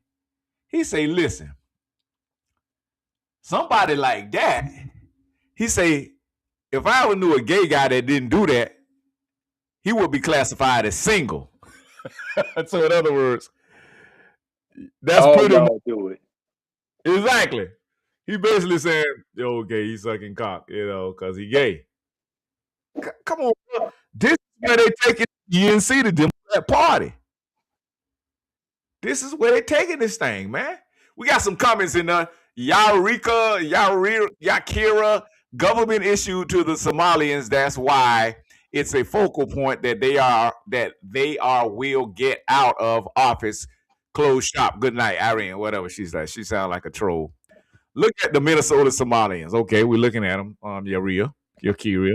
No, that's my people. That's my people from Detroit. Oh, them your people. Oh, okay. Kira. Yeah, okay. What's going on? Salute, Kira. Okay, sorry about that, Kira. She indigenous. She just a little rough. Oh, okay. She indigenous though. She down with it. Okay. Why do they celebrate holidays if Arabs own everything? Why was holidays so important when they make it all they're making all the money. They are, and niggas are the consumers. Yes, we are the consumers.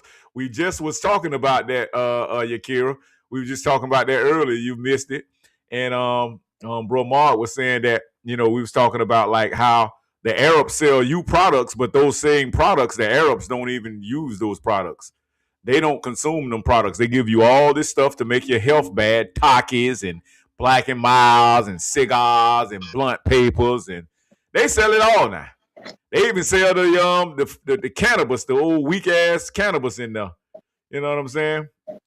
But I think we had Drop-Ons in there. What did we lose Drop-On? Let's see. Yeah, I'm listening.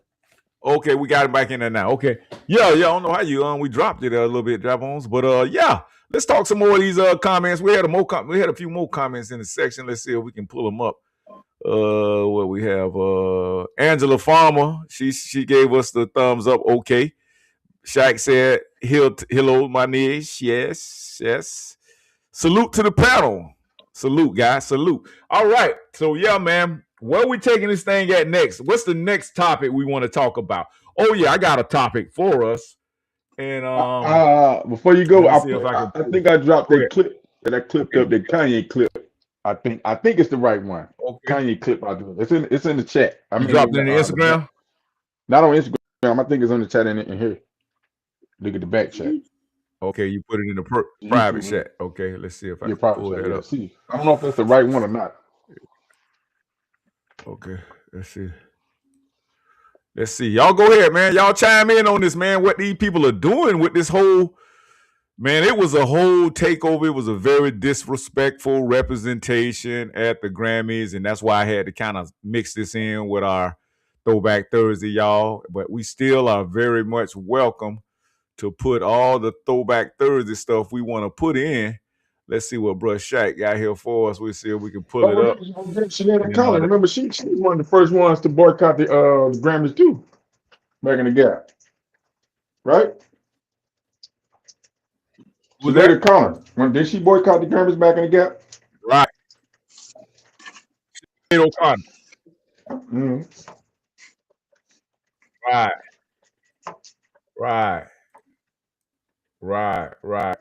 I think we got Kanye right here, y'all. Can y'all see it prompt up that shit?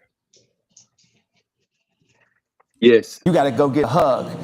You know what I'm saying? They get prepped. It's prep school, right, baby? Right. It's preparation for your limitation. That's deep. We in these schools right now, baby. Oh, you thought you got to go get a hug.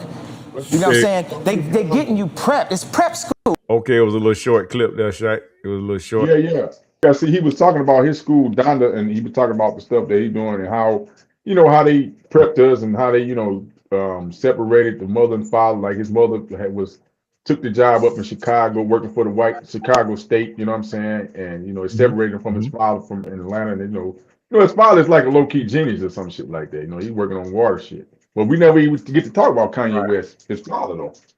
You know what I'm saying? Sure don't. Yeah. Kanye said a mouthful then, and most people don't even, it go right over their head. It's gonna go over And their when head, he bro. speaks, a lot of times that's what happens. No, if you actually think about some of the stuff this dude's spitting, you'll be like, what? Because that's what we being prepped. That he ain't lying. You gotta Everybody, dissect it. we look, our kids.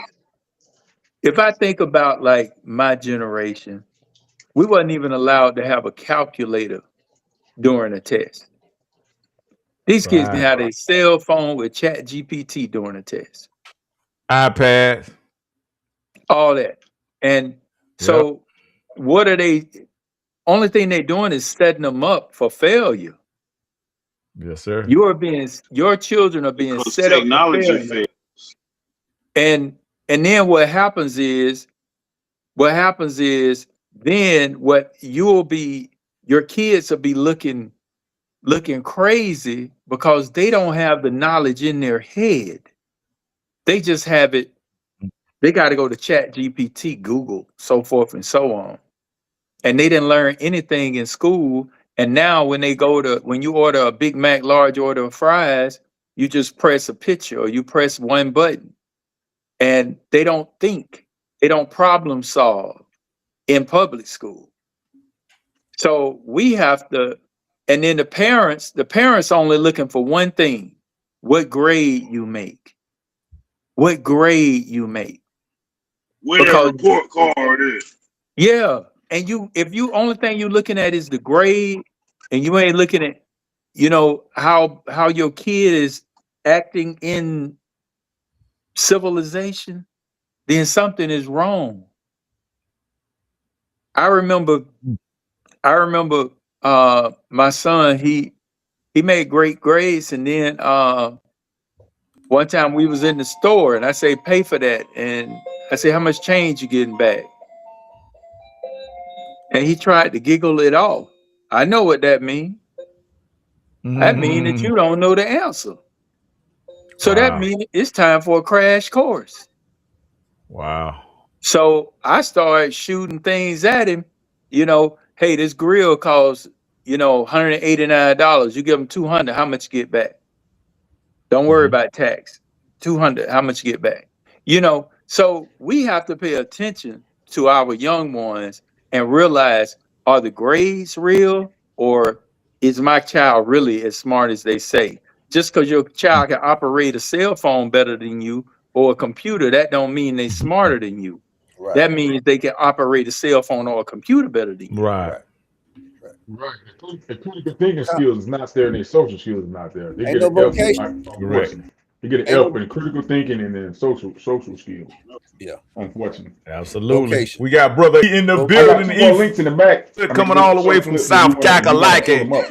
Ain't no vocation, man. No vocational technical schools no more. Craftsmanship schools, AC, electrical, all that's been taken away. Yeah. And then we gotta look at our parents now. I know y'all, I talk a little hard on people, but sometimes you gotta look at yourself in the mirror. I mean, okay, you break it up on us a little bit. Okay, now we got you. See, people scared to homeschool people. You talk about the white man, but how would you sacrifice to homeschool your kids so they wouldn't have to go through the white man? That's the question you should ask yourself. How much you really would sacrifice to teach your kids, or would you rather them go to that school, or would you really take the time to teach them? And that's what the problem at right now, because we could have easily created our own schools through churches, and not even that. Easily. All this stuff about the white man shit. First of all, most of our elites who got good jobs in your county went to alpha schools. All the 4 great, or the 9 great, Divine 9. Most of the people who grew in your county went to the Divine 9 schools. And so you fighting them, really. You ain't fighting, because that's the education they learned to brainwash you. But then in order in order to homeschool your kids because there's a problem in public school or in school, then you first have to recognize and accept that there's a problem with what your kid is learning in those schools. Yeah. Well, no, we learned the problem with don't put them in them. I did it Right. already. I'm a living person. I don't never talk about what I do, what I know I done, and we did our kids. And I'm telling you straight up that if people today, it's easier now to do a curriculum with your kids with the way homeschooling is now because the schools ain't teaching them nothing. Right. But that's not what I'm saying. What I'm saying is, yes, brother. I know you did it. I know a lot of people do it. But people talking, us talking, what do we do to solve a problem? If you want to, because if kids keep going to the school, tell me the solution if they keep going to the school. What are we going to get if they keep going to the school? What we always been getting. Okay. But that's not my point. My point is the parents have to realize and accept that the school is teaching their kids wrong. Well, so many of them don't even recognize or accept it, you know. And that's all I'm saying. Yeah, the parents. The parents. I agree with you 100. You're right. The parents can't do without the parents because the parents have to give. First of all, when you do that type of stuff, you still have to report to the state that you are homeschooling your kids, and they will get you for truancy. So I want y'all to know there's repercussions to this. So unless your school, your kids must show that they learning for you to even continue. And so I'm telling people right now that it's got to be something new because our kids are already learning without pretty much they're doing it through the phones. Yeah, like you just said earlier. You said earlier they could cheat through a test now. We could never cheat like that. Right. Shit, I wish we could. I Kumalukachi. I mean, whatever. I wish I could have done this, but they got the possibility right now in their hands to do it. Brother, I was talking to a brother today about the very same thing. We was saying if our generation had the information, the access to information, and all of these tools these young people are given today. Oh my God. Man. Oh man. I'm glad I did though. I'm kind of glad right now. But we'll be damned. We'd have been in the Fed. We'd have been in the Feds by now. Hey, brother EL, what's going on, my brother? Thanks for joining us here today at Urban Matters BMG. You see what the topic is today. We have a little discussion about these janky ass Grammy Awards that went down. And also we're just kind of chiming in on Black History Month. And we just want to know, just give us some Black history game. Spit some hot fire for us on the Black American history. We've rebranded it over here. We call it Black American History Month, not Black history, but Black American history. So you want to chime in on that? And I know you hear about this Bad Bunny and the Nigerian country artist that won their Grammy Awards. I'm gonna get ready to pull up the song, which is a foundational Indigenous American song that he bit the rhymes and remixed it, and that's how he got his Grammy. I'm gonna pull that up while you elaborate. Oh, thanks, guys. Hey to everybody on the panel. I was just gonna piggyback off of what you guys were saying about education. You're absolutely right.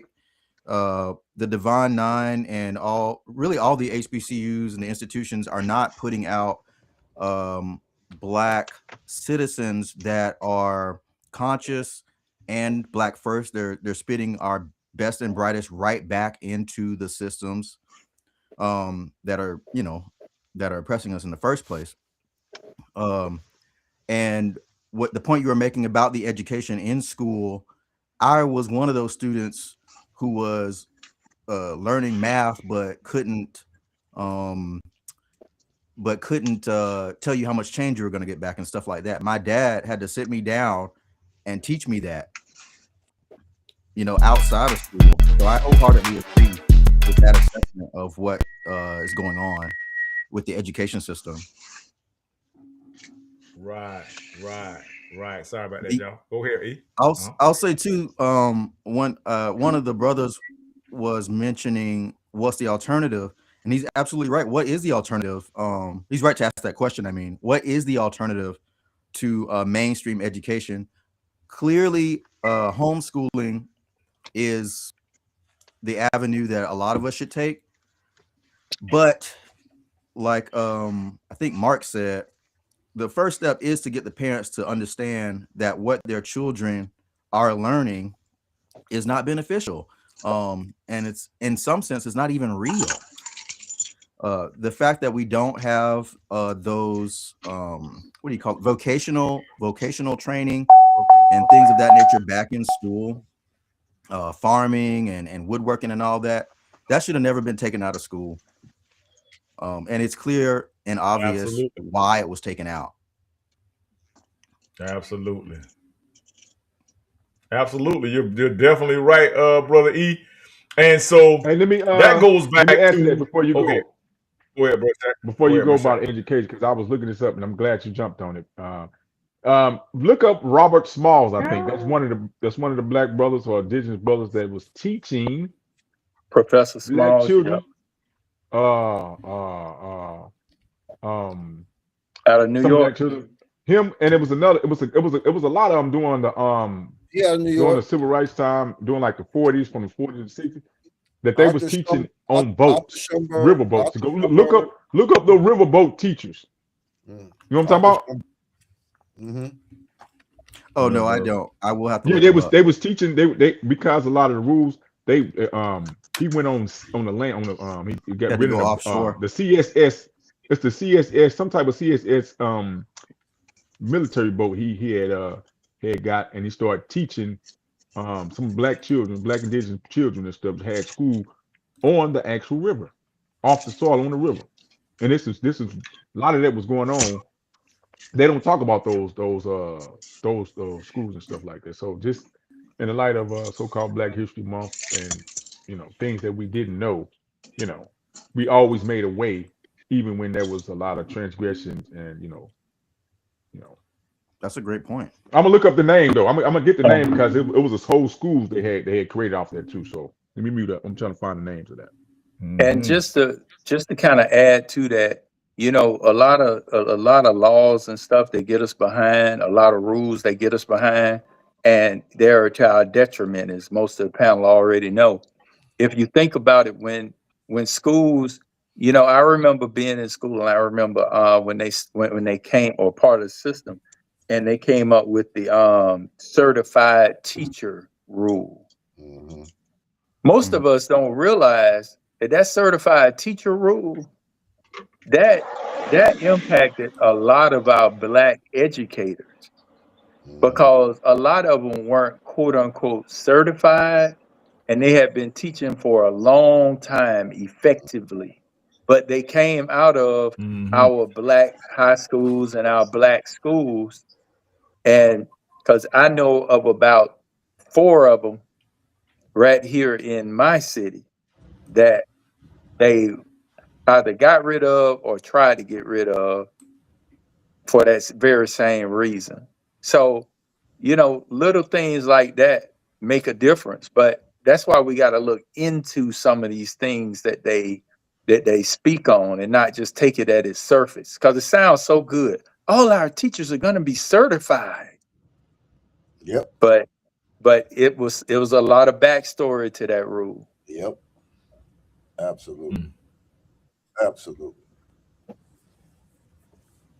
Well, they if we go back when we were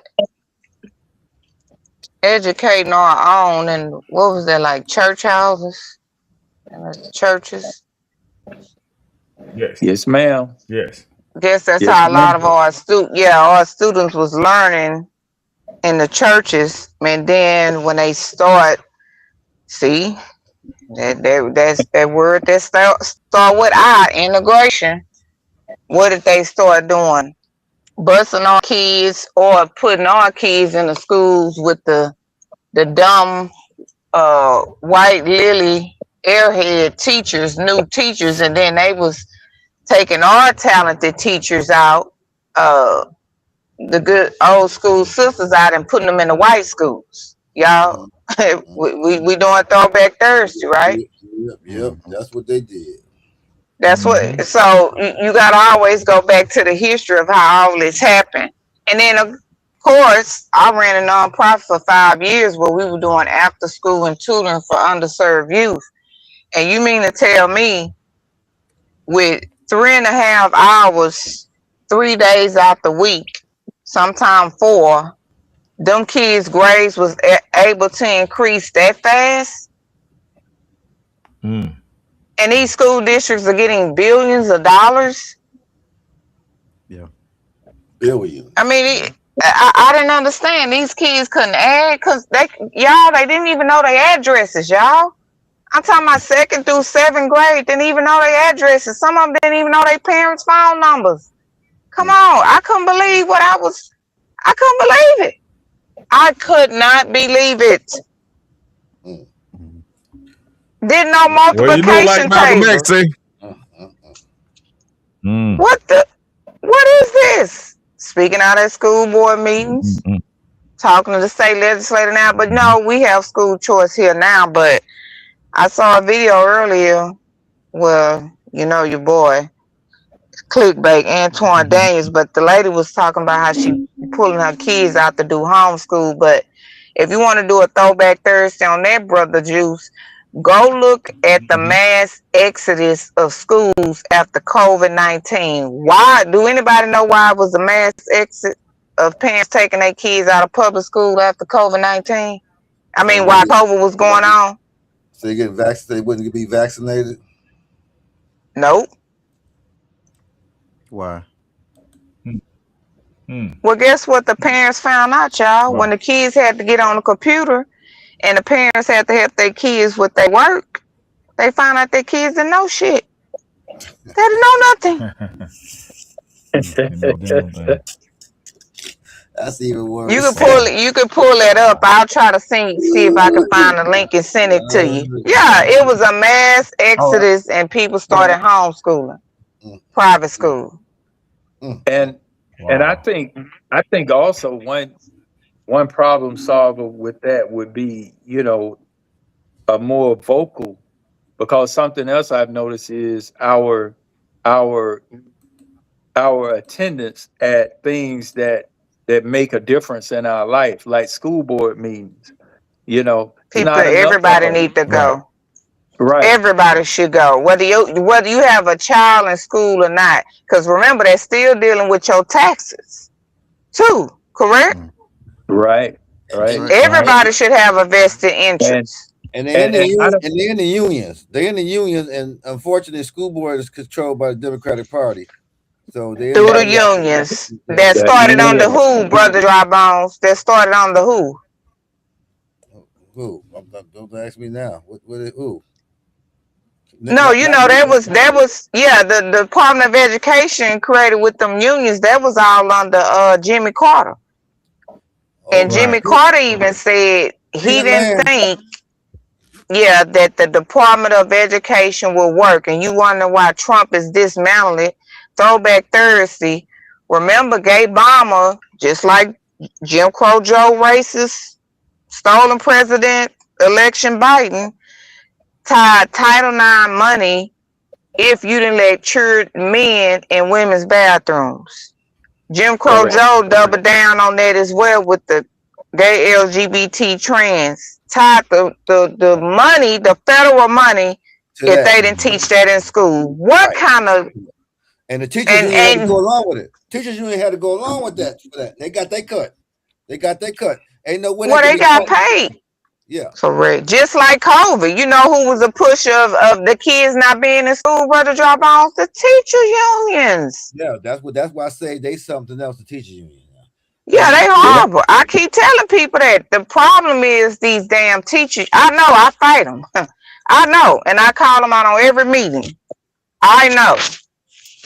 So dismantle the Department of Education. That's the greatest thing Trump has done so far. Dismantle it. And he's doing it. And he's putting more money, while we talk about the boule, like the good brother spoke earlier, he's talking about the boule and the universities. Well, guess what, y'all? Trump then redirect the money to community colleges now. Now the community colleges are turning into colleges. 4-year university. You just have to pay with affordable tuition, and you still get a degree. The jig is up. The hustle is up. Now you got John Hopkins, a university here in Texas called UNT. Oh, we'll give free tuition to students as long as their parents make under $200,000 or $100,000. They told that's the game. They've been robbing us the whole time. That's why he cut the student loan money down. I want to have a professional degree. You want to have a professional degree, you don't want to be in debt and hustle by the university system. Now, let me ask you a question on this one. Now, we know that the Jewish Khazarian influence is in all of Black culture based off the NAACP was created by them. We got all this going on with them. My biggest thing right now is we do not want Trump to go to any war. This was his own constituents, the MAGA crew. And believe me, I went to Mar-a-Lago. I was vetted. I played for Trump. My band played with Trump. We had a great time. Yes, sir. Yeah, we was there. I've been vetted by the the people. You can't get in near Trump without being vetted. Yeah, you can't get in Trump without being vetted. So long story short, you got to look at the amount of money that go along with this. Now, they got it where the new laws are going in. Now, I don't want y'all to pay attention to this one. You can't say nothing against the Jews or the Khazars. Now, they trying to use that as a civil rights. Now, remember, when you start to go that route where you can't say nothing about a certain ethnic group, that's almost unbelievably unprecedented. They were letting us be called every name in the book, because y'all want to talk about Black history. We was called every name in the book, and there's never been any problem with calling us any name in the book. But you telling me that we watching our Congress, who accepted trillions of dollars so far in my lifetime, and now they're gonna tell us that we cannot say nothing against this particular group? We being played big time. That's what I'm saying. You should. Speaking of that, you should see what they doing with TikTok. That small head guy bought TikTok out, and now you can't even say what you just said. Khazarian, you can't say that. You can't say none of that. Zionist, you can't say Zionist. None of that. That's right, Brother Juice already know. I was already back in the day by them by the government. They told me I had to give them ID for me to come back on the internet. What? Oh yeah. Yeah, because I used to have 9/11 was an inside job on my truck. Only Black in Dade County. On my truck. Yeah. So wow. Everybody know everybody know down here I ain't making nothing up. But see, YT's believing that, not just us. A lot of people are scared about a lot of shit. That's right. Yeah, well, you wasn't Brother Dry Bones, but yeah, it's all coming out now. But you had been saying it.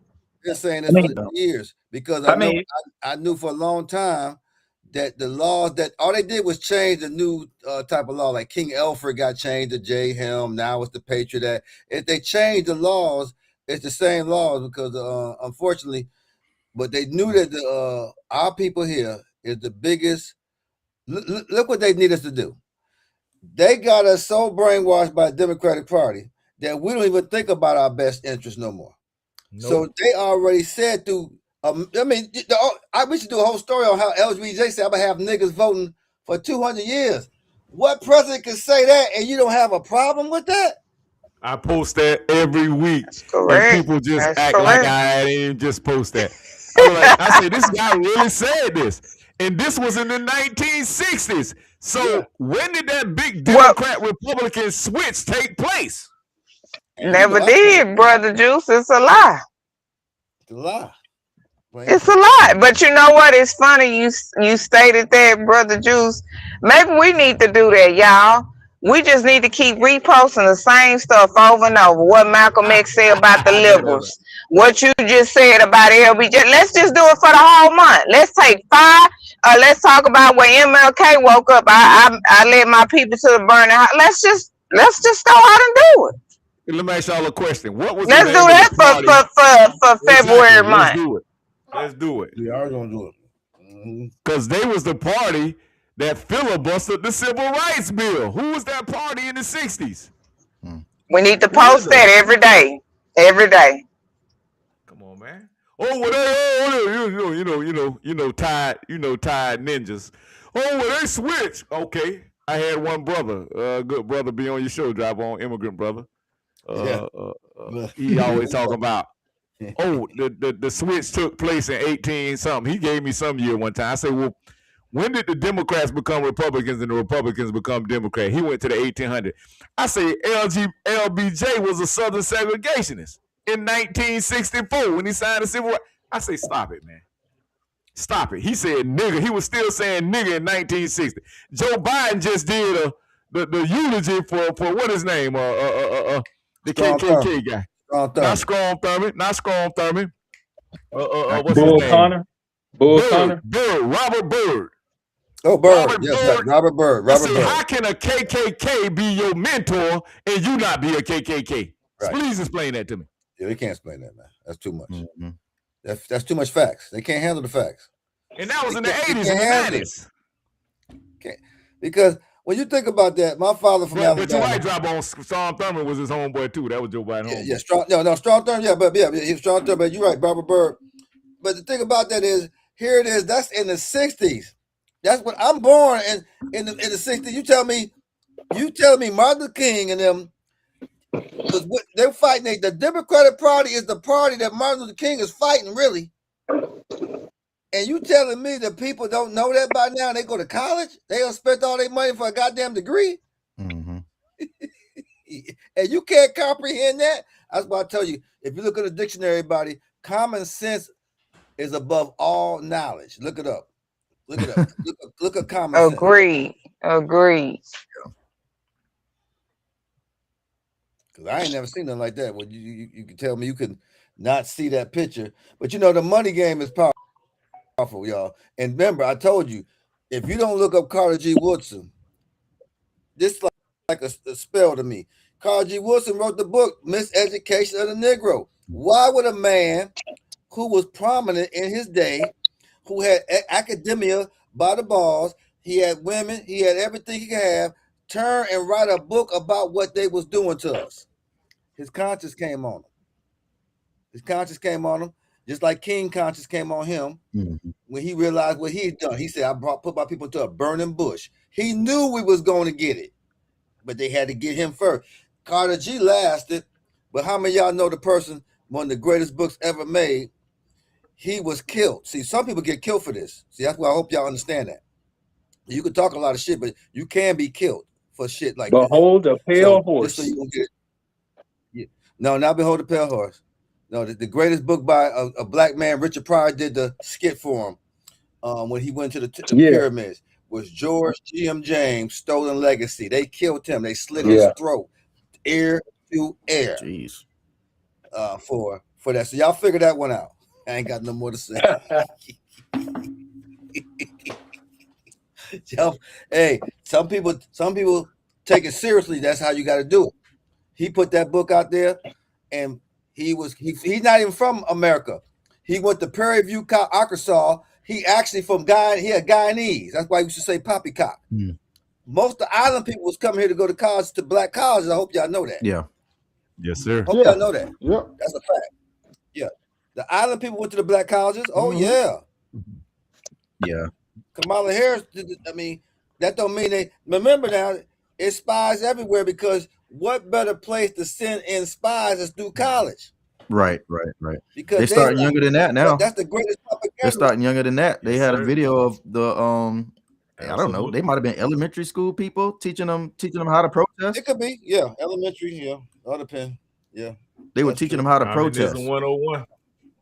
Yep. In elementary. That's what they need to know. Communism 101. Yeah. They always say the colleges are universities are what they say it's something about establishments of indoctrination. They say they got a saying for yeah, they right. Because you got to realize that's what they did most of the protesting, where they actually would kill college people, like Kent State, different times of the era. Remember, they shot up the civil rights movement. They used the school system, the school system actually, it's sad to say this, but the school system sacrificed the people to create the event. It's like collateral damage. If I could kill 3,000 people to get 1 million people to listen to me, I'll kill 3,000 people if I can get 1 million to listen to me. So that's the concept that they're going with, where if I could kill just enough people to get everybody The World scared, Trade, the World Trade Center. This communist propaganda, you will go along with it, and you can deceive masses of people. That's what they're doing. Did you guys talk about Shabuzi yet? Yeah, I didn't hear that one. What'd you say? Did you guys talk about Shabuzi yet? With the we talked about him earlier. Yeah. But chime in on it. Go ahead and chime in on it. Yeah, we done lit his ass up. Yeah, no need to beat the dead horse on that one. You guys know what's up. I was gonna play absolutely. I'm glad you brought it up, but I was gonna play the actual song of our good foundational American indigenous brother of the song that he bit off of. And here, let me play it for y'all real quick. Oh yeah, let's hear that. Let me hear that. That's always deep. I hope they don't give me a strike, but the hell with it. You know what I'm saying? Here we go. Oh yeah, they're gonna strike you, player. 15 seconds. That's why I did it. Yeah. Oh yeah, I remember that. Yeah. Two-step with me. Yeah. Y'all remember that one? Yeah. Two-step with me. One. Then comes the 2 to the 3 to the 4. Everybody out on the dance floor. Baby girl ass jiggle like she want more. Like she'll be and I ain't even no tour. Okay. Yeah. Now I've heard that. I've heard the new version. I didn't even realize that's what he won an award for. Then watch this. That brother from St. Louis, Missouri, right? Yeah, that brother from St. Louis. Now let's play Shabuzi. But you got to realize a lot of that we are now naturally we're gonna country play people from the country though, bro. So that's country that's country hip hop right there. It's line dancing. But they took and called line dancing and shit. Facts. Right. And so here go the Shabuzi guy right here. Let's see.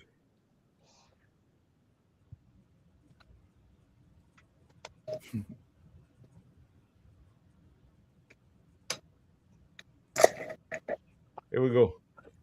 I'm near bit it word from word. He damn near bit the song word for word.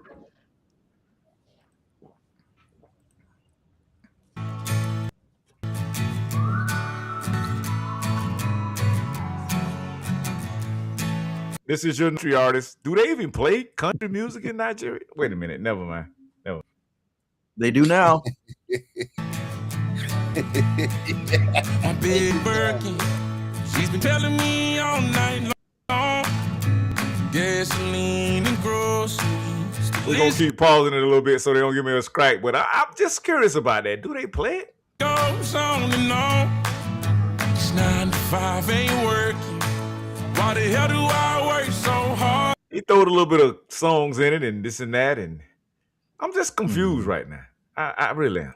I can't worry about. And they trying to erase y'all with these type of people right here, man. Then they get greasy and disrespectful and talk greasy about you. Oh, you niggas ain't got no culture.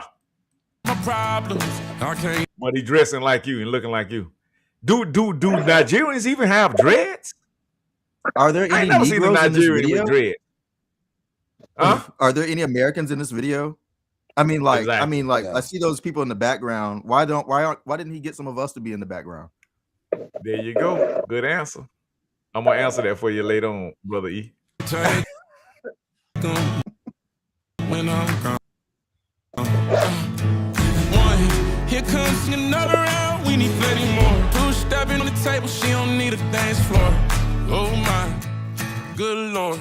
Someone pour me up a double shot of whiskey. You heard him say the 1, the 2 to the 3 to. You heard he just did it right then. You heard it, right? All right. I rest my case. We ain't gonna get no strikes, but y'all get the picture. He literally And the name of the song is Tipsy. He copied the man. They like that song though. They love it. They love that song. Yes, they do. But they didn't love it at the CMA Awards because they snuffed him. They were like, bro, we're not going to give you you ain't even American. You think we're going to give you at the Country Music Awards. You think in Nashville, Tennessee, we're going to give you a CMA award. No, nigga. It ain't happening, nigga. Yeah, you see they getting mad about Bad Bunny. They got an alternative concert for at Turning Point. Exactly. Kid Rock is going to Yeah, I saw that, Brother Drop Bones. Yeah, they going to switch it up. Well, you right, on other channels. They're not going to do the Bad Bunny. They're going to switch it up. Right. Now, my thing with this is, for the most part, I'm going to tell you, it's going to be interesting with this because remember, y'all just said Jay-Z had a lot to do with the setup here. So, what's this going to be about? I mean, because he already got an Epstein charge going on and all this. And you got to give Jaguar Wright some credit for her courageous analogs of her talk. Because she still put it out there about it. Yeah, so I'm not sure what's going to happen, but if they go gay, which the word is down here, because a lot of people, Spanish people down here, love him.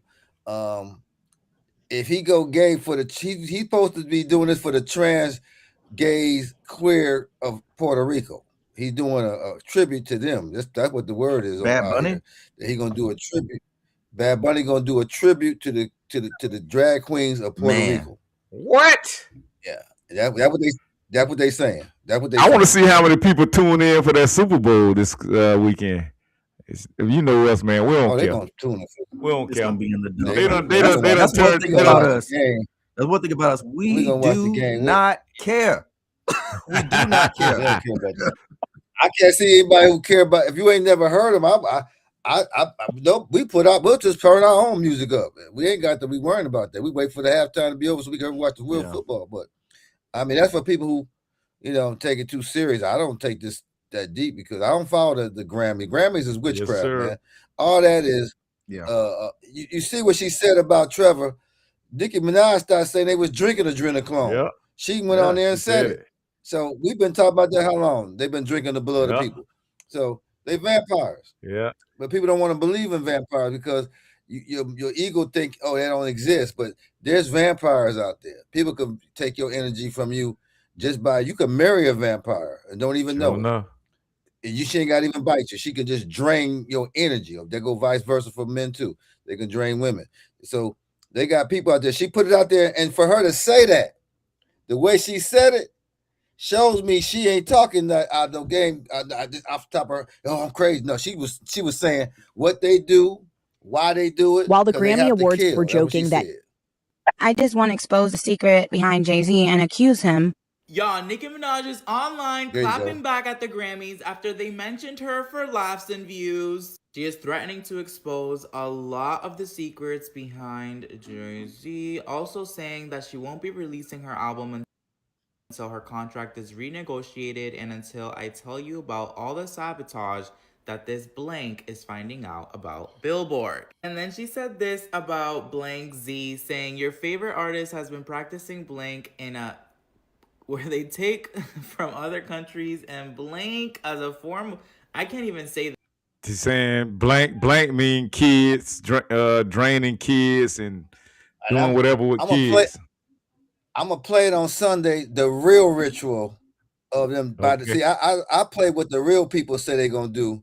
Yes, sir. That's gonna drink the blood. These are real people saying they drink blood, and people act like it's made up. I don't get that. I don't see how people could think that's made up when they telling you to your face, this is what they do. I find it to be quite strange how people can't comprehend that. Very strange. It's on here without getting copyrighted. But she's here to say the jig is up. She also reposted this post saying true or false. Now, y'all, all of these things and allegations towards Jay-Z, this all happened after Trevor Noah made several jokes about Nicki Minaj still being at the Trump house and having conversations with Trump, and that's why she's not at the Grammys. I'm so glad Nicki's at least standing up for herself, because we all know Drake be staying silent during things like this. But let me know y'all's thoughts. And Nikki always been classy to me. I mean, don't get me wrong. She get a little exotic with her dressing, but she ain't doing no Cardi B old dusty ratchet. She just Cardi B just my God. They close, man. They got man. She with Cash Money, them man. She coochie. Hey, she played the game good, but hey, you know she did. But what's y'all take on that? What's y'all take on Nikki? She's a tether now. You know she's an immigrant. She's not a tether. She's not a tether, but she is an immigrant. I won't say she's a tether. I take that back, y'all. Sorry for that. She's from Trinidad. I'm calling her a tether. She disrespected us. I'm calling her a tether. Oh, Shaq say she a tether then. She got disrespectful. She a damn tether. Hey, like I say for you, and I told you she doing it because she got to get her brother. She's trying to get her brother exonerated because just like Pusha T and them, those islands. I don't know if y'all been to these islands. While the Grammy Awards were joking. Hey. Right. Go ahead. I'm just scrolling. Y'all go ahead. These island women, they come from. I mean, these islands groom their women to become almost like y'all. I mean, I want to say it on here, but I mean, come on. Do you see how they got they people? Shit, they'll do anything to get a passport over here. Come on. Yes, sir. You better believe it. Come on. Yeah, she's clearly compromised in some way. I gotta throw somebody's name. I gotta throw her on the bus because she Melissa Ford. This all her mouth. She's Canadian, right? Melissa Ford. You remember the video vixen back in the day? We be talking about hip hop. That's hip hop, a legend right there. One of the original video vixens, right? Melissa Ford. She's Canadian. Her mother is, with Scottish European, Irish European. You know what I'm saying? She mixed. You know what I'm saying? But she said out her mouth that she snuck in the United States of America from Canada. Yeah. Out her mouth. I'm like, why is you admitting this on?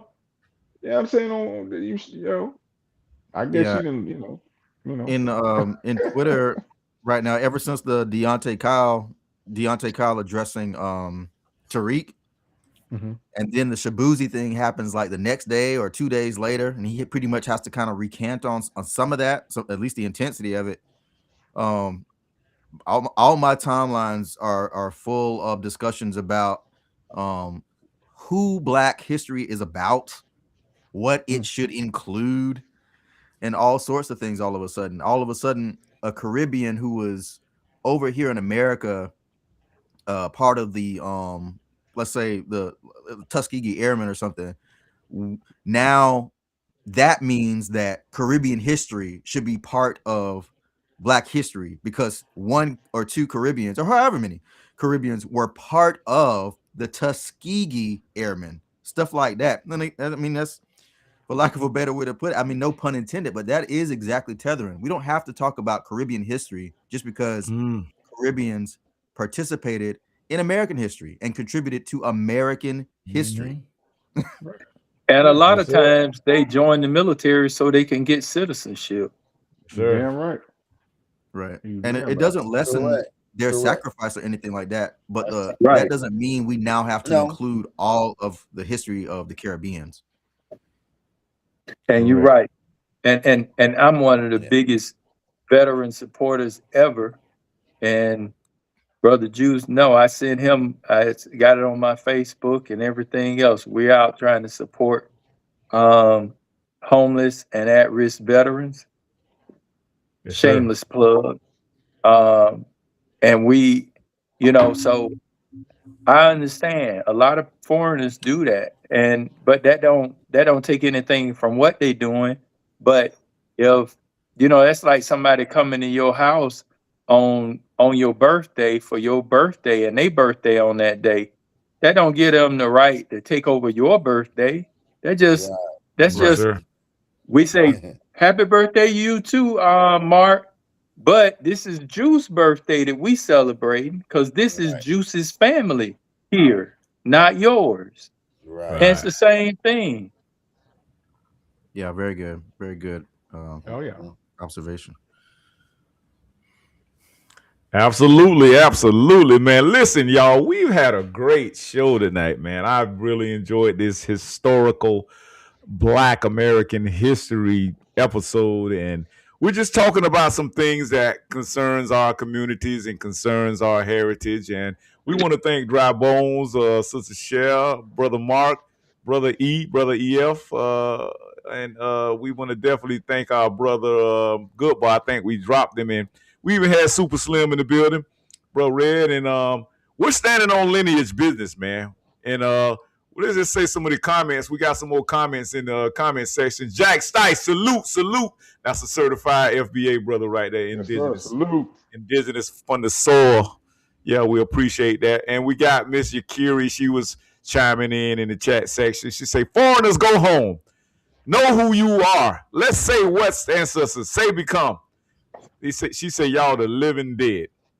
And I agree with the sister, man, because these people, some of the stuff, the footage we just showed you like people like D.L. Hughley are willing to sell their soul. Kurt Franklin in the church, he's willing to sell his soul. You know, look at Jamal, what his name, Jamal Bryant up in Atlanta. And I know y'all heard about speaking of Atlanta, y'all seen they went up in the elections office up there and pulled all the ballots out of there. They think this shit a game, man.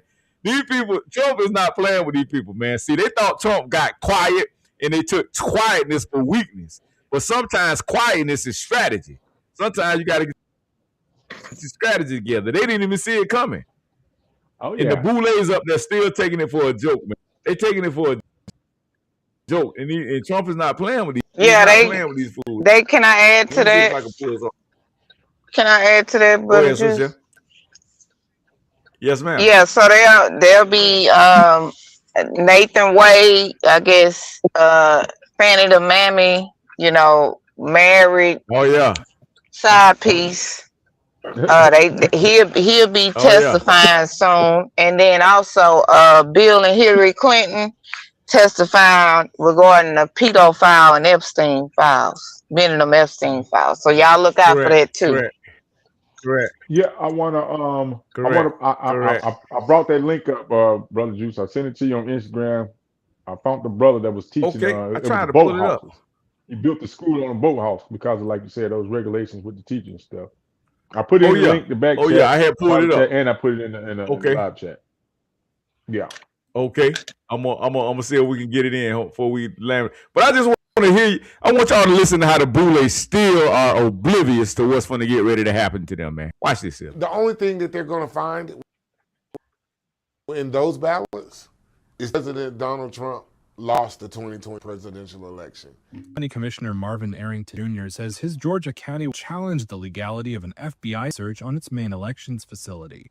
Agents executed a warrant on January 28th at the Fulton County Elections Hub and Operations Center in Union City, Georgia, pursuing Trump's false claims that his 2020 election defeat was the result of widespread voter fraud. Arrington says in 2020, Trump lost by about 240,000 votes in Fulton County. Why not ask for the records from 2016 presidential election or 2024 presidential election? Well, it's because he won those elections. He likes the outcome of those elections, so there's no reason to challenge those. But they're attacking the fabric of the sacred trust of the election process. And that is an attack on democracy. Claims of voting fraud in the 2020 presidential election have been rejected by courts. Listen, they don't know what's coming, bro. They've already proven. I seen some of those independent journalist videos. They're proving that maybe one or two houses in one area, you had each one of the houses, 24 people voted from each property, from each residence. So if you take 24 votes here, 24 votes from another region in Atlanta, that shit add up. You got to explain to yourself, how is 24 people registered at the same address? They've already proven this. So somebody in trouble, man. And Fannie Willis says she ain't paying the money, so now the state of Georgia got to pay the money. You know, Trump won the lawsuit against her, defamation. So now she's like, I ain't paying shit. Okay. She got her day coming, y'all. Y'all hope y'all watch this. Y'all heard it here first at Urban Matters BMG. She got her day coming. Fannie was getting that back, Fannie blowed out. Hey, I ain't even mad at the brother. The brother was doing some big pimping shit. I ain't even mad. Oh, he pimped up real good.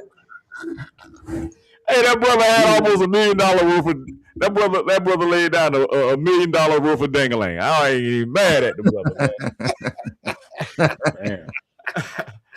I ain't mad at it, boy. Hey, I know he was getting in his divorce or he was married or whatever, but boy, listen, boy, I go split that with my old lady and say, look at baby, you know how it go. You know how the game go. Yeah.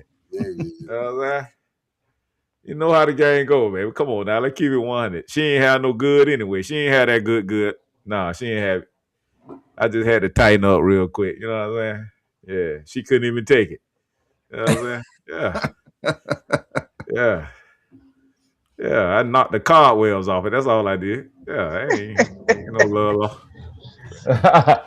Ain't no love law. But yeah, let me see if I can pull she probably gonna lose her license, huh? Her bar license, huh? Stupid. Oh yeah, them white boys gonna get rid of her. You already best. Them mammies, boy, them mammies. And I kept telling the so-called sister girls and mammy, y'all going after white men. That's the worst thing you can do. And they done came out them binges with your ass. Brother Juice, did you play that clip? Did you find that clip on CBS Morning? The sister girls hollering and mad because they can't find a job? No, I didn't. I wish you into the chat. I'm trying to play. Okay. The one that Shaq had. Okay, I'll try to find it. But yeah, so much for y'all pushing DEI. Don't nobody want to deal with you. Yeah, what happened to DEI? Well, see, I keep telling them, man, the home of white supremacy and race party. Once they break their tools, they throw them away. Roland Martin is a true testimony of this. Don Lemon, and they still out there trying to cozy up next to the white media. I don't get it. Let's see if I can pull this up, Shaq. Let's see if Shaq had something for me. How much longer do you guys think Deontay Kyle is going to last? Man, Deontay Kyle, his big cheeseburger looking at, it ain't like a human cheeseburger. He's not gonna last, bro. We've already called him out. He's a Democrat shield. He's an op. We've already proven it. Well, yeah, but his following is just so. He's an op. So, I know that, but it's so. He will play this, bro, Shaq.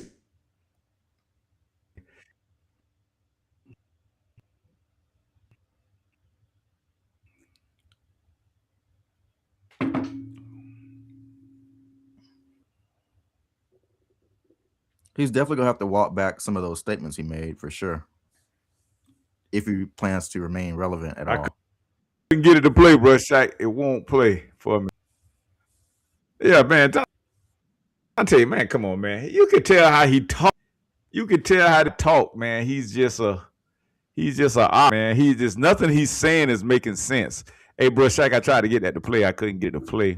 It's kind of lagging a little bit, but Deontay, man, he you notice, Ed, I mean, when you sent me that guy when Grits and Eggs podcast, and I picked up on him right away, especially, he doesn't know who his dad is. You know that, right? He knows that his mom is white. Now. His mom is white. She dropped him off at a barbecue. I heard joint. Tariq. I followed Tariq. I remember I shared that. You're right in there. I saw that. He wore him out. He wore him out. Hey, some adopted family picked him up, and FBA so now family. He's black. Yeah, FBA family picked him up. So now he think he FBA because he was raised by an FBA family. You can't make this stuff up, family. You cannot make this stuff up. These people. It's a guy called Deontay Kyle. Let me see if I can put him up. Compassionate. That's our weakness and our strength. Who's he with? He has a podcast called Grits and Eggs Podcast. He just jumped up from nowhere. He got a pretty professional platform, but everything he's basically like a Roland Martin with dreads. But is he with? You say with Tariq? No, he's not with Tariq. He tried to go off on Tariq, and Tariq been lighting his ass up all week. He's so easy to pick apart. You know what I'm saying? Let's see. Yeah. I'm gonna say what? He came into stardom. I mean, I guess he had been out for a while, but he just took off at some point. Yeah. Maybe 6 months ago. really taking off, and and he was anti the quote unquote FBA movement, and trying to liken it to ICE, and called it, you know, a version of white supremacy. And then the next day, he be calling FBA. Yeah, he said we FBI and we're FBI movement. He suggested that there was an issue. He suggested that there was an issue with us trying to make sure we know who we're dealing with from now on. Helped me do great work. That's him here? No, that's not him. That's him. This him right here. Yeah.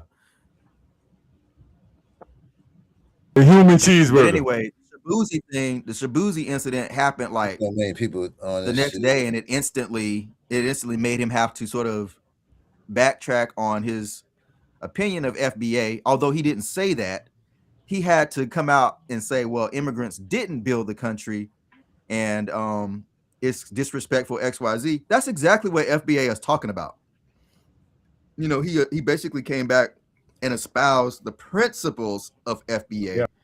Everybody that's against FBA is trying to make it into an organization so that they can attack it. Yeah. But what they're leaving out, everybody's on code.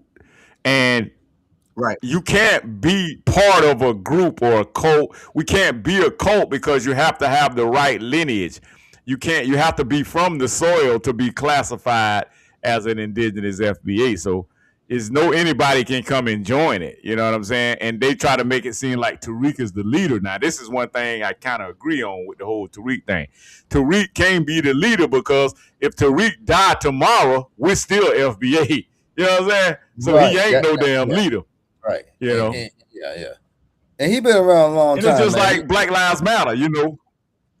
Yeah, he been around a long time. We had Brother Tariq on our program. He been in Miami. You know, like I tell you, remember he did Hidden Colors. A lot of the teachers in Hidden Colors been on the program. Only thing about some of that is really it was the Afrocentrics fighting each other. Correct. And that's how this got started, basically, with that, because Afrocentrics had a lot to do with Hidden Colors and all this other stuff back in the day. And Dr. Small, they did. It's interesting you mentioned that, Dry Bones, because that is one of the top complaints or statements that people make today about Tariq's involvement in FBA now. Now, all of us are conscious on here, so you know, if Tariq turned out to be an agent tomorrow, it wouldn't mean anything to us because we know we know that's how it goes. That's how you know what I mean? Exactly. You take the good from what they were saying. That's right. And you keep it pushing. You keep it pushing. Yeah, but he using a principle that's been around, which people don't like to hear, but a lot of people have said we was already here back in the day. Even when we grew up with Ebony Magazine, they had it before the Mayflower. They told you there were black people here. And unfortunately, I don't know. All I could tell people is the era I grew up in, it seemed like they did a push to make people forget that this black folks fought every war. It's not been one war, so y'all know, this has not been one war that the indigenous did not fight on this land. Yeah. That's just unbelievable that we don't know this now. Not one war. They even lie, say Benjamin Banner. They tell you Benjamin Banneker was the first to get shot. That should let you know something, that is black folks is in Boston right now. Yeah, Christmas addicts. And then they made themselves look like blackface to look like the Christmas addicts. The Tea Party. Yeah. The Tea Party, they put blackface on themselves. Man, I sometimes say, man, either we under a spell or something, man. Hey, Jawbone. What is that? That big thing they threw up there in I think the Philly, New Jersey area, like with like the when they paint themselves with the black shit on in the parade. What do they call that? That's not King's Day. That's down in New Orleans, not King's Day. Yeah, but they got it with Santa Claus. Old Nick and them, it's the thing they call Cronus. They make him black. They make him black in the face. Yeah, it's a big thing up there in Philly. They do where they paint themselves black. No, just keep The one breast. Yeah, that's cool. She said the one breast. What the hell going on? Is they Oh, cooking over we there? got Susan Is Shell somebody ordering cooking? some groceries. Where the food at? Where the food at? Yeah, where's food at? Hey, I give me some thought I baked went beans. on Give me some mute. barbecue beans. You are not on Give me some mute. barbecue beans. Okay, I got you. I thought I was on mute. This is what a lot of the beef was about too, right here when Tariq brought this out, and they tried to hijack this. So this is where these tethers are being put in check because they tried to say that they started hip hop 50-50, and this is where a lot of the beef started from. Let me play this real quick. Yeah.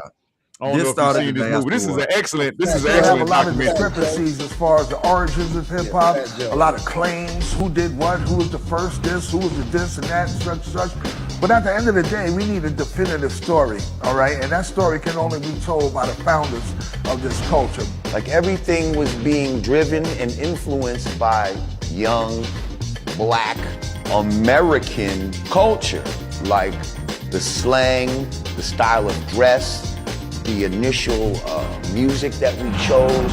Look at all the boroughs. You got, Money Making Manhattan and Money Earning Mount Vernon and Crooklyn. The Bronx was the boogie down Bronx. We was partying up there. I am Coke LaRock, the first MC of hip hop. First cat to pick the mic up. I introduced rapping to the turntable because when I came with it, nobody in the world was doing it. And this is good Black American history here, y'all. So, hey, we keeping it repping for Black History, American Black History Month. Yeah. Yeah, that's real. I'm right after Rudy Ray Moore. They want to come in the mix. They want to say, we started. No, you didn't. No, you didn't. No, you didn't. What came to be known as hip hop was solely an African American creation. What would you get out of some Jamaican toast? What is that? I've never heard of a rapper use a Jamaican toast or a Jamaican flu as a rhyme. I never heard of it, and I don't know where that myth came from. My name is legendary King Trixie from the Bronx, BX from the West Side. I am the first breakdancer.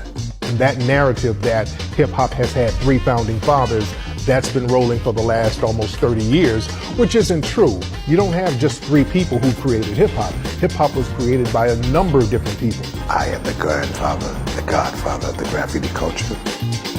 I am the first element of hip hop. The roots of hip hop being Jamaican, absolutely false. My name is MC Sha-Rock. I am a founding member of the MC/rap culture. Cassette tapes was the internet of our time. It just traveled around by hand. I know for a fact that the B-boy stand started from the gods, 5%ers that would be at the jams back in the days who were acting as security. If they get the real truth of how it all was created, then so many lies would not be able to be in existence.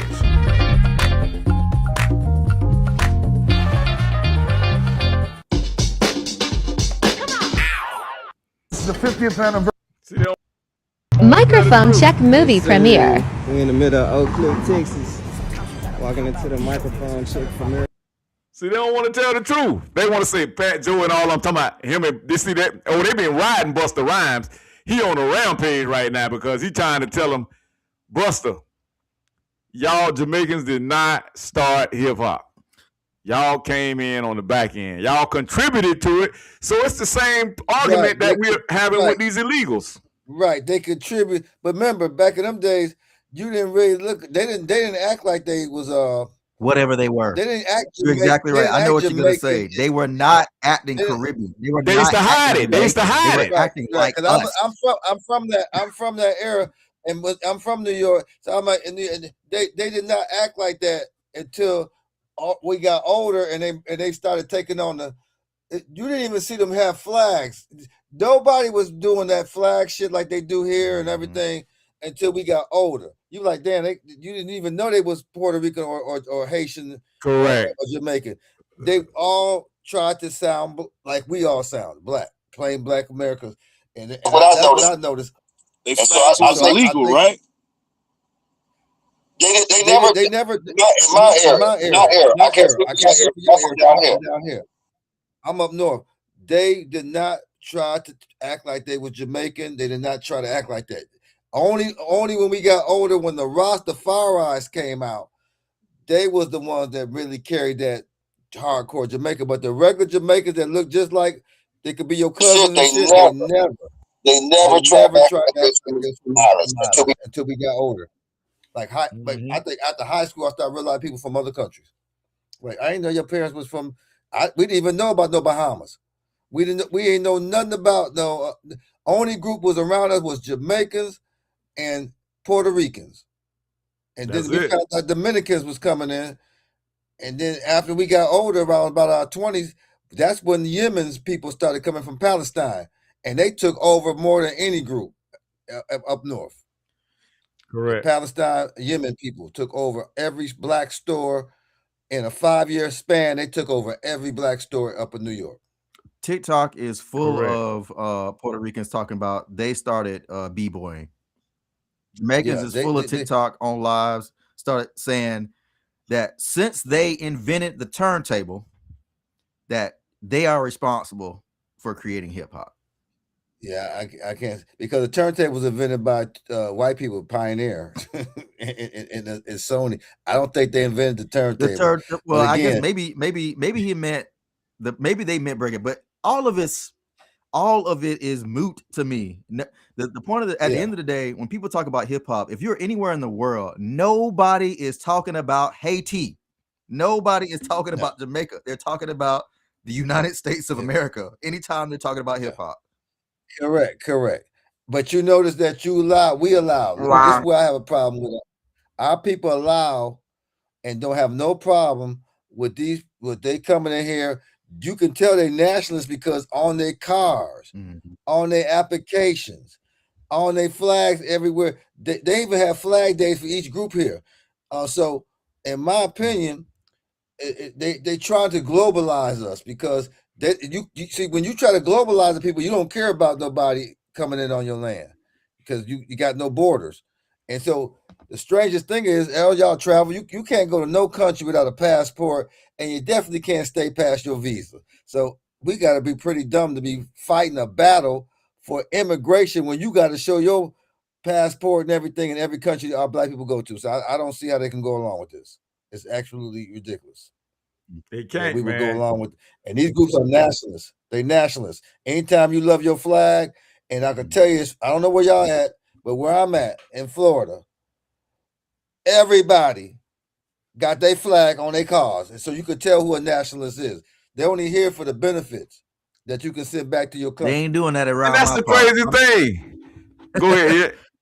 I'm in a red state. I'm in a red state in Carolina. Red state, keeping that on the low. But listen, how long have these Jamaicans, Puerto Ricans just had their little shit hanging from their rearview mirrors? Man, they been rocking their shit. Soon as you go to rocking your shit, they start wagging their fingers and finger shaming you. Wait a minute, that's divisive. That's divisive, you nigga. What? Y'all come to our country and do what the hell you want to do. You dress how you want to dress. You talk how you want to talk. Yeah. Soon as we start doing it, now we being divisive. When Black Americans say, no, we not like y'all. Just like Kendrick Lamar said, you're not like us. And soon as we go to doing that, like we have to just let everybody come in and just take over our shit, and we can't say nothing. And then the Democrats, they don't make it no damn better. They be sitting up there putting the agendas together for these people to take advantage of us. And it's not right. And that's what we're doing today, y'all. We're speaking out against this stuff. That's what American Black history is about. That's what this month and this year, and like Brother Red said, the whole century, the whole decade is about. We're not going to continue to allow you guys to come in, be disrespectful, and it's only you Johnny-come-lately motherfuckers. You know what I'm saying? It's not the older, elder little immigrants, because I know I got some Jamaican homeboy, I got some Latino homeboy, I got them all, man, and they come here, man, and they put down, and they come and show love, and they invest.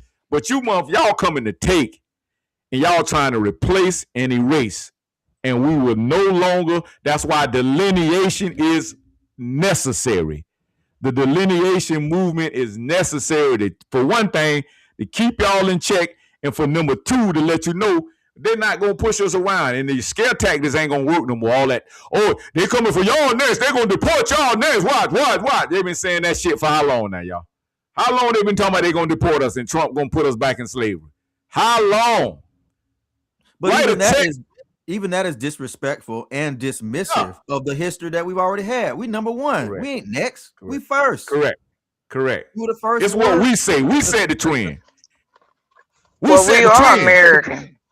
We are the Americans. Yeah. We are the true Americans. That's why they always. Why you think they brought the immigrants on top of us? Correct. If anybody go back before us, the Caucasians going back because we the only originals. We the only one can say we're original to this soil. So y'all better get the wake up call, man. Did you play? This is what they mad at. So we can do this. When we do some shit, we fail.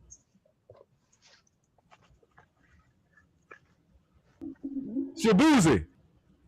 This what you trying to mimic right here, Shussi, or whatever your name. Sipping on moonshine till the daylight. We down in the country. This shit country down here. I'm listening from right now. Hey, Dry Bones now, he in the metro area. But listen, you come up here in Central Florida, this is how we rocking right here, man. We've been doing this shit since childhood.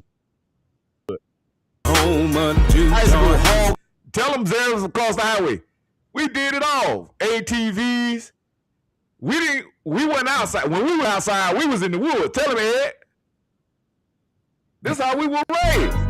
And them trail rides. Down the county line. Ain't no doubt about it. She knows what it is. Got a new dance, gonna grab your friend and get it. 1 step, 2 step, gone and loop. Let me show you how. 1 step, 2 step, get beside yourself. Ooh, you're doing it now. Way down in the country, where we like to 2 step, sipping on moonshine. But I'm gonna just keep it real with tonight. They doing it. They just doing it from a showboat kind of way, man. They just want to dance, but we really was repping. We'll go out in the woods, bro, for 2 days, camp out, and all of that. Yo, we really lived that life for real. And so a lot of people don't understand it. And this is what Shabuzi and all these people are trying to copycat off of us. And it's being exposed right now. And it's, you know, for them to do what they did on the first day of Black American History Month, it was a slap in the face, man. And you would think that the DNC and the Democrats have learned their lesson by now. But they haven't. They still want to try to run the same playbook for 2026. That's what I was telling this immigrant brother, and I'm trying to debate whether he a tether or not, but he give me tether energy. I don't know why he do, but he do it. And I tell him, I say, bro, you're not going to win. He talking about a blue tsunami, and I'm like, bro, what rock are you living under? The Democrat DNC boat has sunk. It's gone. Ain't nobody rocking with them. Listen, if they don't have the majority of the Black American vote, it's a wrap for them. And we proved that in 2024. We proved that, the new black media, we proved that in 2024. Urban Matters and constituents that's doing the new black media and the Dry Bones Connection, we're putting too much information and data out to the people so that they can start thinking for themselves. Y'all don't want people to think. If a person think for themselves, oh, y'all being divisive. Why? Because I'm thinking for myself? Because I got grandkids and I'm trying to not repeat the same cycle of poverty and just subjugation, and we're tired of being oppressed. You can't blame it on the Republicans because y'all done had us brainwashed for 70 years. So you can't blame it on the Republicans. Yeah, I've had people say that we are making it worse, I guess, because we're pulling votes away from the Democratic Party by our position. But my response to that is always, well, listen, I can't pull you away from anyone who's done something for you. If people were like, hey, I got my house because of the Democratic Party, I got a job because of the Democratic Party, I'm going to vote for that because they did something for me. Correct. That's the reason people are able to have their minds changed in the first place, because these systems have not done anything for them that they can actually, grasp. You shouldn't have to be a political expert and be at every meeting to understand how your system is benefiting you, how your votes have benefited you. That's just insane. Absolutely. You should, you said many times you should be voting for tangible things. And it's like, I can't make this, if I'm after a girl or something like that and she's got a guy, I can't make her leave her guy by just saying, hey, come with me. If the guys take care of her of all that stuff, if everything's fair, if all things are equal, of course she's gonna stay. She's gonna stay with him or whatever. You have to impress her. Yeah, if there's nothing going on there, then all I have to do is say, hey, come this way, and she will, because she's not getting anything from that relationship that she's already in. It's no different with voting. It's no different with our position here. Stockholm syndrome. Exactly. Stockholm syndrome. Dry bones. Y'all want to? You in South Carolina? South Carolina? Oh yeah. Mm-hmm. Yeah. Yeah, he in South Kakalaki. Most of y'all, I don't know your zip code, but you was Democratic minded up there, right? Pretty much. Yeah, for sure. Yeah, so, but the state is red though. Yeah. Just that's because of white folks. It has been in the past. Yeah, it has been in the past because of them. This past election, it may have been because of black people. Yeah. Now the thing with this is gonna be, I tell people all the time, your ally not look like you. Right. You have to come to that kind of, because there's gonna be a time for where it's gonna make a big stand. It's not the black. Most of our black women is this agenda of the Democratic Party. Y'all all see that or not? I don't know if I see that or not. I have seen it, especially with Kamala. Black women were, the black women here were very, very pro her, and they definitely took the stance that if you didn't vote for Kamala with all her credentials, that you just couldn't vote for a woman, or you were anti-black. Right, and that's going to be the next, because unfortunately, we in the midterms, and which is a very powerful time right now, because if at least the two houses of power right now, as they say, in the hands of the party, I'm looking at Mondani. Y'all know 17 people froze to death in New York. I heard about that. No plan whatsoever. Right now, the people are now starting to turn on him because he's raising the taxes on the people. So we're starting to see that there should be a big shift. It's no way they really should win without cheating, which I hope that don't happen. But it's got to be some distinction now, that even if people talk the bull crap, you still gonna have to go to the Republican Party, because unfortunately the policy is way more understandable, and the Democratic Party don't have no agenda. It's hate Trump. It's hate Trump. They can't give you an agenda. All it is, I hate Trump. Now, what kind? That's not an agenda. So that's what I hate Trump, or we gonna fight Trump for you. That's it. Trump deranged syndrome. So I'm talking about our own people now. I ain't talking about white people. Our own people are. If they fall for this okie doke in this midterm, it's gonna be interesting. That's all I can tell you. Very interesting. And don't you got Clyburn? And that's all they do. They use those. Did y'all hear Chuck Schumer? Did y'all hear Chuck Schumer come out talking about something? This is the Jim Crow. See, they'll use our script. Right. It's the same thing. But they want the Jim Crow. They just use it to give it to them. Correct. That's what somebody should have told Chuck Schumer. The Democratic Party made Jim Crow. That's exactly what they should have told him. That's what I don't get. They made the Jim Crow. And they acting like they made Jim Crow. Jim Crow come from the Democratic Party. I don't see how we don't even know that. If you ask our people right now in the streets who created Jim Crow, I guarantee they said the Republican Party. So that tell you what we're dealing with right now. That's why these I don't get it, bro. Like this I just is important because I'm gonna play that on them, but there's a wake-up call. Yeah. They have absolutely nothing to offer the indigenous Black Americans. All right, I'm gonna get out of here too. We're gonna play this clip and we're gonna get out of here, y'all. This is Kyle. I wanted to let the drop on. I know he got to get out of here. But this the type of stuff this guy's talking about, man, right here about the FBA. His verbiage, he's abusive in his rhetoric. Now, Training Crowder said during Black History Month, we also aren't going to mix up the medicine. Right here. Now,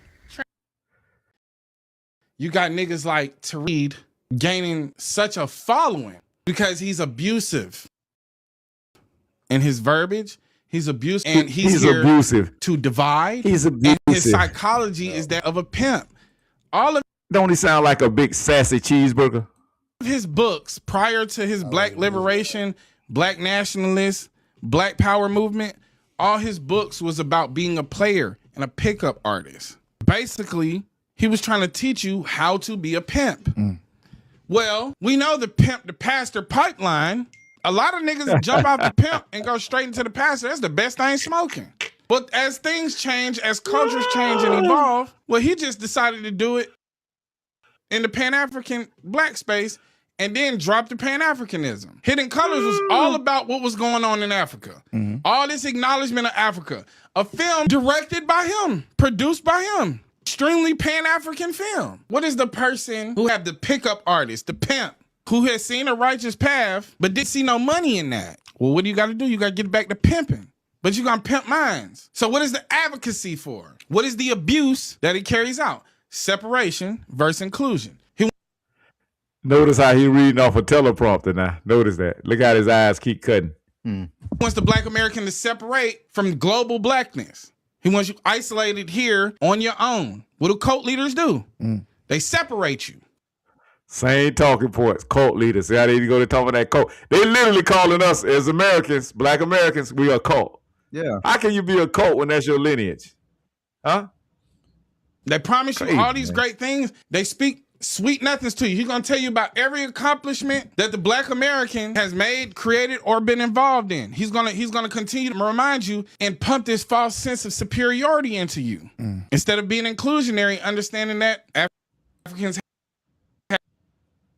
have had a hand in some of the biggest inventions, the fucking fathers, the mothers of civilization, the creators of arithmetic. Good for business. He tried it with Hidden Colors. It did the same.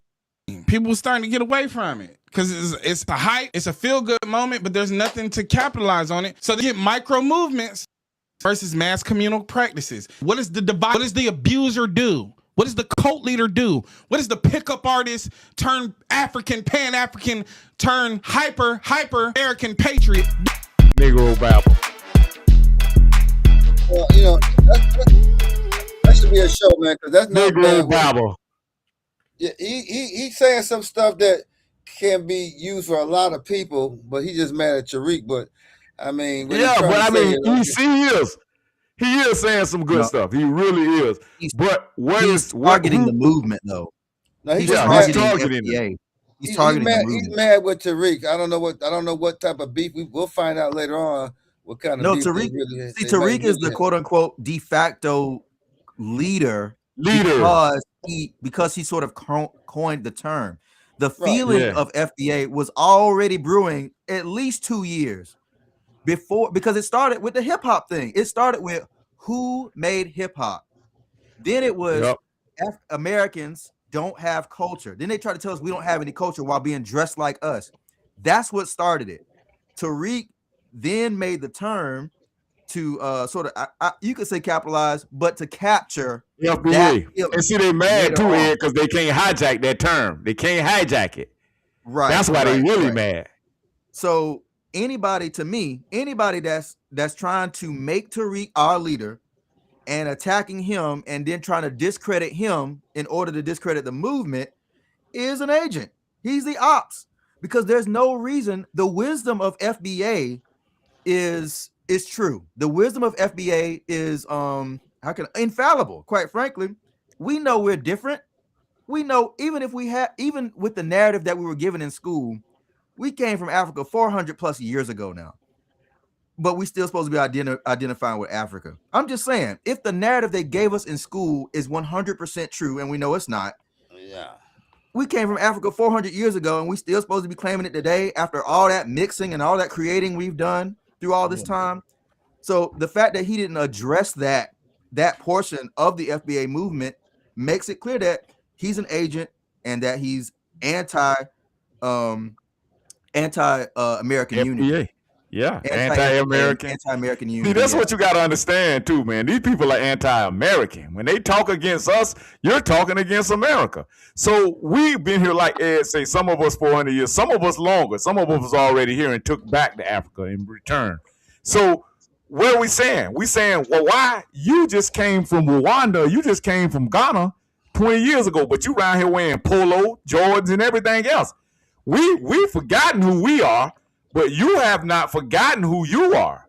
And then you coming over here telling us we're divisive when y'all practice tribalism on steroids over there. No, none of y'all like all the Ibu don't like the Boo Boo and all them other ones. Yeah, but we don't practice the same thing because they practice polygamy. We don't practice polygamy. So I don't even like to hear people talk about they African and stuff, because in reality, you don't eat what they eat. Correct. You don't even know what they eat. You go and buy but see, you gotta look at, they create this Afrocentric movement. Yep. That brainwashed many people. Plain and simple. I can't say who's been brainwashed. Millions. I know Bud Sight want to chime in, but you got to think about it too, Dry Bone. They mad because if we don't keep claiming African American, then they have no pathway. Well, Jesse, and that's what this shit is about. Jesse Jackson gave us the term African American. We should have been whooped his ass because that was the way. That was the major problem. Correct. That Jesse Jackson decided that he was going to change the name with his benefactors, and then you know that people don't put their real history on they. You could tell who people are on their applications. I don't know if y'all worked in HR or not. Just ask your women. Your women tell you they don't. You will know what group it is through the application on the job. Yep. Plain and simple. Hey, see, one of the payoffs was. Can you hear me? Yep. Mic check. Mic check. Yeah, go ahead, Red. One of the payoffs with Jesse Jackson on a lot of them mugs. Yeah, we got you. Everything. Yeah, I'm here. I got it. You got me. Yeah, everything. Jesse Jackson did. Jesse Jackson Jr. The payoff was supposed to be for him. Obama took his spot. Did y'all know that? Jesse Jackson Jr. was supposed to be the president. That was the payoff for all this he did. His son was supposed to be running for president. Wow. That's like they slipped Obama in there and snaked him. He fucked up with sex game. Sex game messed him up. Sex game.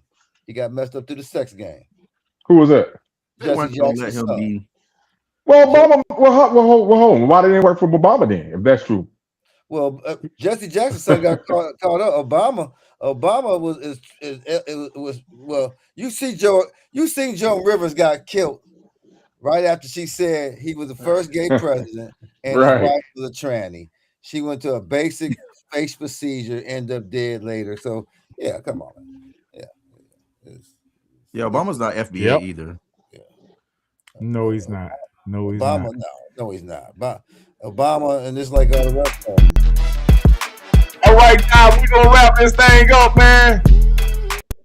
Enjoyed y'all boys tonight, man, for this great episode of Foundational History of America, man. Listen, this was a great show. It was a great Throwback Thursday. I thank y'all for joining us, man. We got the whole panel here. We got the whole crew. We got some certified brothers in the building. Dry Bone salute. Eddie salute. Shaq salute. Sister Sarah salute. Brother E salute. Brother Super Slim salute. And brother Mr. Goodboy. Mr. Goodboy salute. Salute, salute, salute. Peace and love, to these brothers, man. What's it, Shaq? How I tap into the other brother? What's his name? The other brother on the panel. How I tap into him? Eddie. What, you got his Facebook or something? Yeah. Instagram? Yeah, I see you as Ed, can I send him the number?